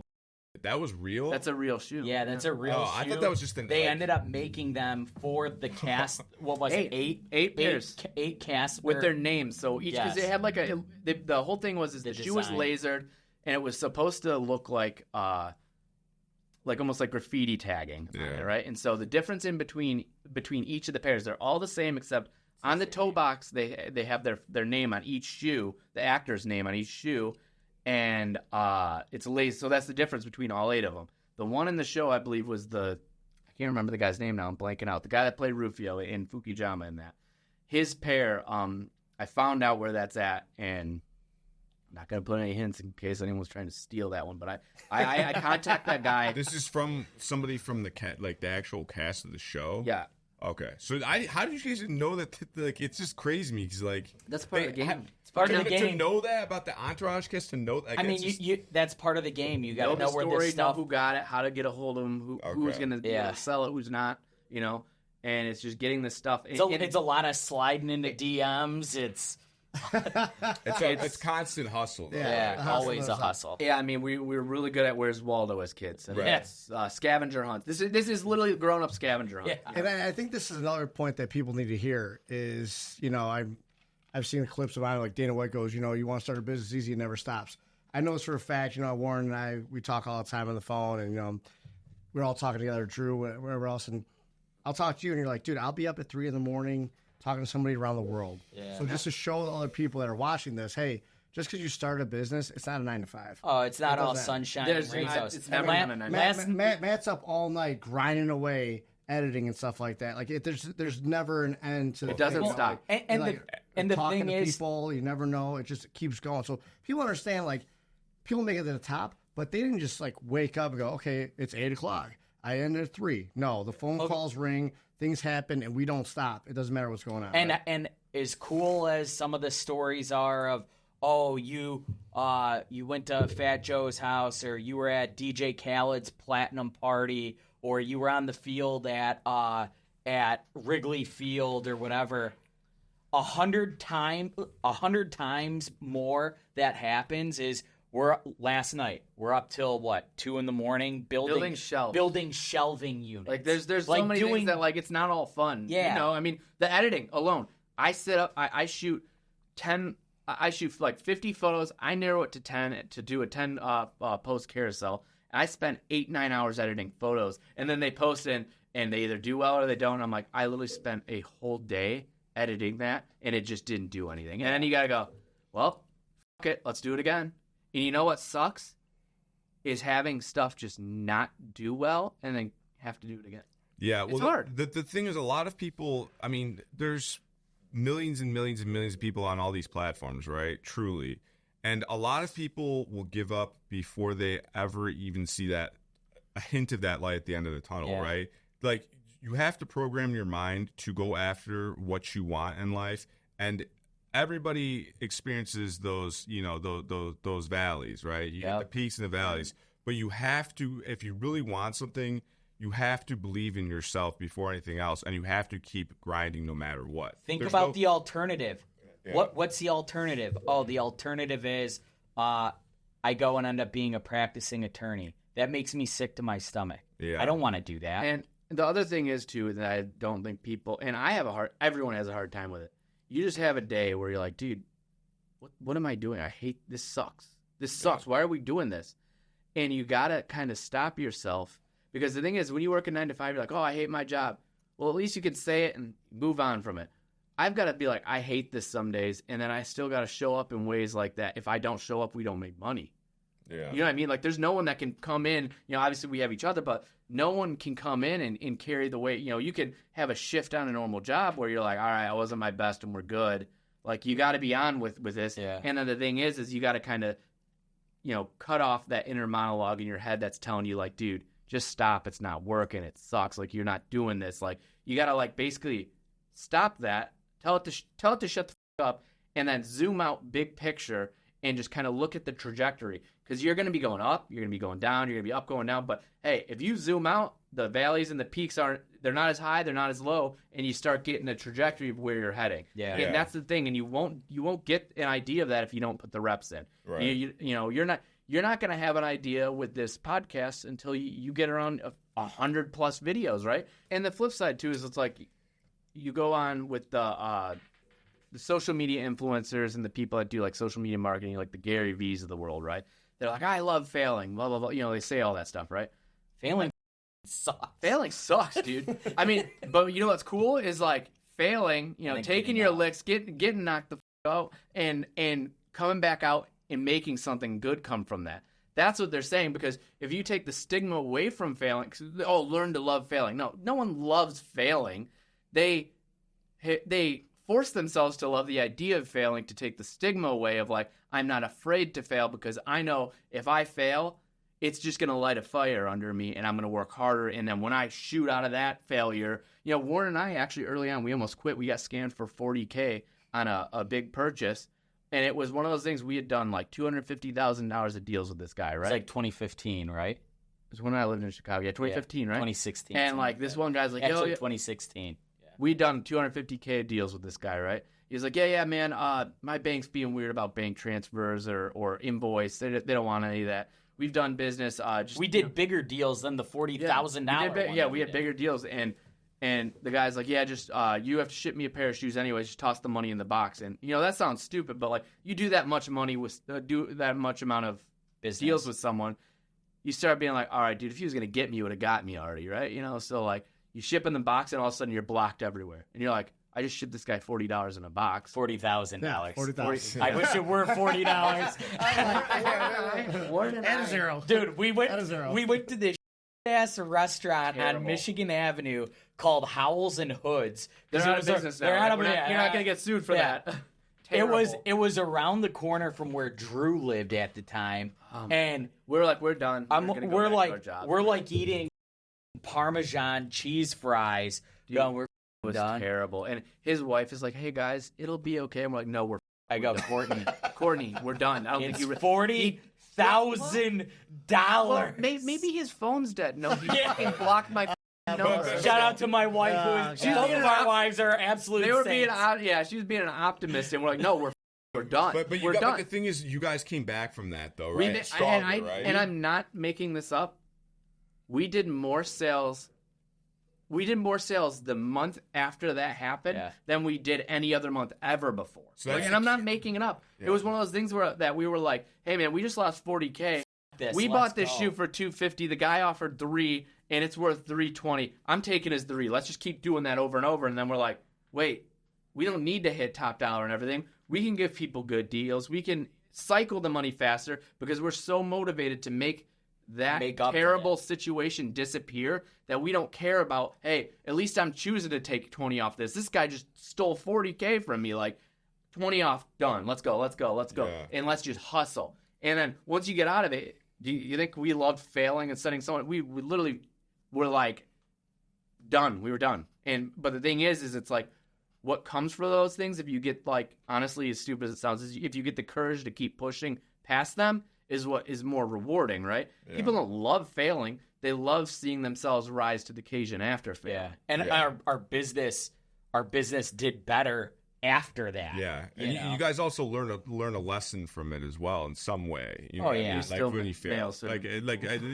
But there's always something to take away in some way, though, you know what I mean? You take something away from it in some aspect to learn for the future. In that instance, it could be like you never know. You can never really fully trust some people, regardless of how many business transactions you do, right? And there's a lesson. Yeah, and the thing is, if you don't take the stigma away from failing, then you fail once and you go, I should have never done this. Everyone that said I was stupid was right, and you never try again. And so it, like I said, and like our parents at the beginning thought we were idiots. They probably still do. Yeah. But no, I mean, like now they're like, oh, you guys saw something that we didn't have. I think it was only up until the we did Sotheby's auction during the pandemic. It was around like $800,000 to $1 million auction we did with them. And then when they started seeing like our auction popping up on like Yahoo, Fox Business, News, and then they're like, oh, people actually do this. And we're like, well, what did you think we were doing for 10 years? Just like playing with shoes all day? Yeah. And they've always been supportive. They didn't actually say that. But like you could tell they were like, oh, yeah, like this is a thing. I get it now because now a mainstream company as big as Sotheby's got involved and wanted to do something with us. So. And it was funny because like my father-in-law, he was like, wow, so you don't like sell like just these regular gym shoes that are in the store? I go, no. And the funny thing was, when I first started dating my wife, K-Swiss. Yeah, exactly. Like Gary's like, wow, this isn't just some shoe carnival thing. No, Gary, it's not. And like the funny thing was, when I first started dating Courtney, my wife now, her mom thought I was a drug dealer. I'm like, I am not a drug. She's like, well, you got cash. I go, I sell shoes. You can't make money like that selling gym shoes. I go, Jackie, I'm in law school. If I were a drug dealer, that's a pretty terrible combo. That's a terrible. That's like Netflix. That's a Netflix show. Yeah, and I drug dealer like attorney. Good thing to do. Right? You're learning the law. And you're I'm an attorney during the day, and after work, I'm a drug dealer. That's a Netflix show. It's got to be, right? Someone's out there doing it for sure. There's a couple of them doing it. She's like, what are you really doing? I go, I'm literally only selling sneakers. What do you guys ultimately want your legacy to be with yourselves or your business or your brand? Like, what do you want your legacy to be? You guys already have the loyalty, your brothers. Right. Yeah. What do you want your legacy to be?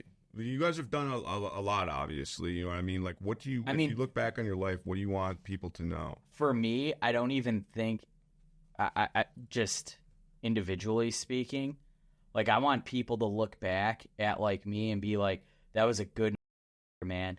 He was loyal as shit.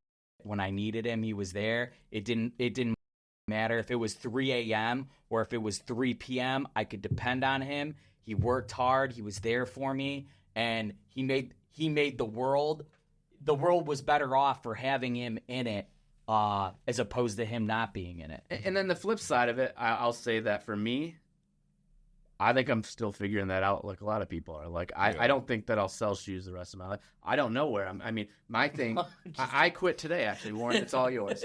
No, it's just, I want to make a difference for people I care about, and I want to be able to help people, but I don't know. I want to be able to make the world a better place, but not in a way where it's a kind of selfish, like, you people, I look what I bought this homeless. I bought him a sandwich, and I just want to be left alone, but I want to be able to be comfortable enough where I can do good without needing any attention for it, and be able to provide a good life for my family and the people I care about.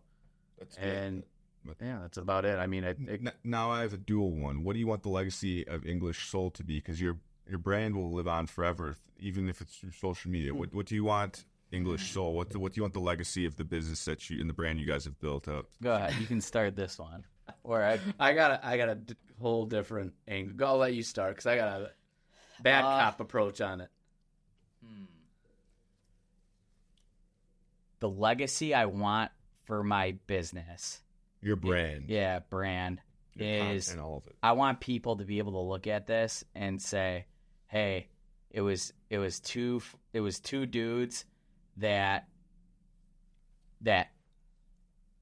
tried. They did something that a lot of people thought was stupid, and they rolled with it, and they were able to make something successful. And there were good times and there were bad times, and between Drew and I mean, we've gotten into some like pretty horrendous fights where it's like he shows up to my daughter's birthday party and we don't talk to each other at all. Still, he still showed up though. That's the other thing, though. Yeah, that people don't realize. Like when you're in business with your brother, like if you're fighting, no one else doesn't get taken on anyone. Yeah. Period. Yeah. You can not be talking, but you don't take it out on anyone. And I think at the end of the day, like, you want to be used as an example of like, for anyone out there who has a dream or has a passion for something, maybe you're that spark that goes, that for that person, they go, you know what? I'm going to try it. Screw it. Let's see what happens. Because that's what we did. I mean, we were heading down the pathway and the trajectory of like being in very comfortable, stable careers as an engineer and an attorney. And we said, nah, let's go to something.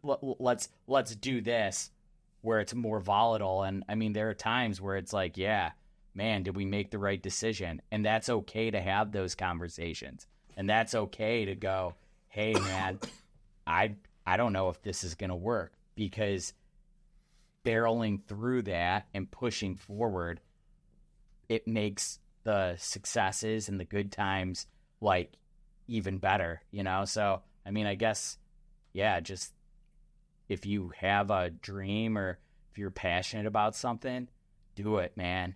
Take the do risk. it. The only reason why someone will tell you you're going to fail is because if they were in your position, they would be too afraid to even try. 100%. And that's, I don't know, that's kind of like a smorgasbord of a lot of things, but yeah, off the rip, that's what I got. What about you? I'll closet my bad cop. No, go ahead. No, I'm not going to do it. Go ahead. I actually thought of something I want to say more. I think the thing is since we're talking about social media a lot, social media creates an unreal view of what people's lives are, right? When you look at our Instagram and you see $50,000 shoe at $30,000, $100,000, you can look in that stuff and go, well, they have all this. How could I do that, right? And I'm not saying that to like toot our own horn. I would rather people have like a view into the hardships that we have faced individually as a group as well in our lives, and look at those things and go, in spite of all of the obstacles that were presented, especially with Warren, and they were able to overcome that, and this is what they achieved. And instead of just looking at it like, oh man, they have all these things, like I can never get it. Like, hey, no, these guys started out by like charging credit cards to get the money to pay for shoes in stores, paying that balance off and just cycling the debt over and over. I mean, we still do it, right? And so, and we did that facing many hardships. Warren going through law school, not knowing if he's actually going to get to practice and all that. Like, we're not just some people that came into this and we're like, hey, our dad, gave us a loan and we bought, all these sneakers and now we're making tons of money. Sucks that you don't have a dad with money. I want someone to be like, no, dude, like these guys were heading on very different paths in their life. They had certain things, certain components of their life that, Warren didn't know if he was going to be able to work somewhere or be an attorney. I thought I was going to get kicked out of law school. He didn't know. And so he could face the idea of, hey, I'm going to law school right now, and I don't even know if they'll even let me sit for the bar, but I'm going to do it anyway.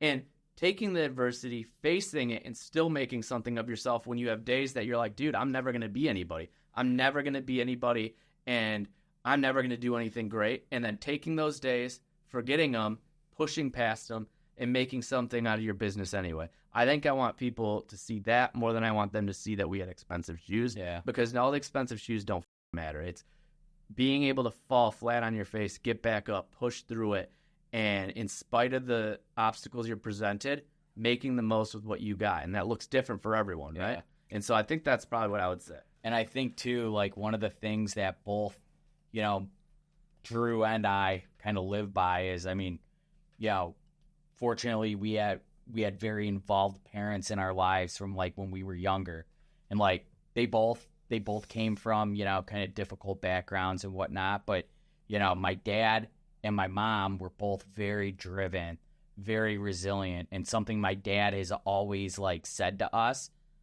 whenever anyone asks him for advice, it's just keep going, and like that's like I think that has been instilled in us. You don't quit in the middle of things. You see things through, and you don't give up on yourself. Yeah, and I think that's the thing. It's like you have, and that's from our mom and our dad. I think we all have days that everyone has days where they wake up and they're like, dude, why am I doing what I'm doing in my life? Why am I here? Like, why am I here at this point in my life?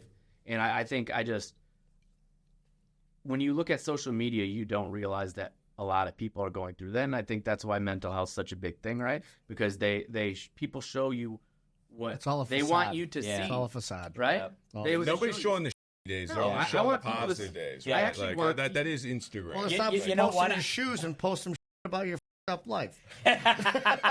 Yeah, I'm not getting on my Instagram story and recording myself talking to Ross about the anxiety attack. No. And I hope to actually do more videos and YouTube stuff that involves some of that kind of show, again, who we are as people as well. So. Breaking into a very hyper-competitive market and becoming successful at it is extremely hard. But you guys are, doing it, obviously, you know what I mean? But it didn't happen overnight. I think that's an important thing for people to take in about English Soul, the brand. This has been 10 years running, man. Yeah. And we're, like I said... 10 years officially on paper. We've been doing it longer than that. But I mean, I think it's normal, too, in business to, even after 10 years, like, question yourself. Like, we have days still where we're like, what am I doing? Yeah. And then days are like, woo! You're doing the ravishing Rick Rude in the mirror. You're shaking the hips, and I don't have days like that. The ravishing. I don't do that. Drew, Warren, pleasure. Thanks for having us on. You guys we'll do it again. And people can check out your platforms. Yeah. Instagram. Oh, goddamn. Now we're all over Instagram at English Soul. EnglishSoul.com, the website where you can purchase. We got the Twitter. We got the TikTok for as long as they got that legal still. Yep. English Soul on there. YouTube will be on there. English Soul on all of them. Yep. Okay. Thanks for having us on, fellas. Absolutely, brother. Pleasure. All right. Thanks, guys. We appreciate it.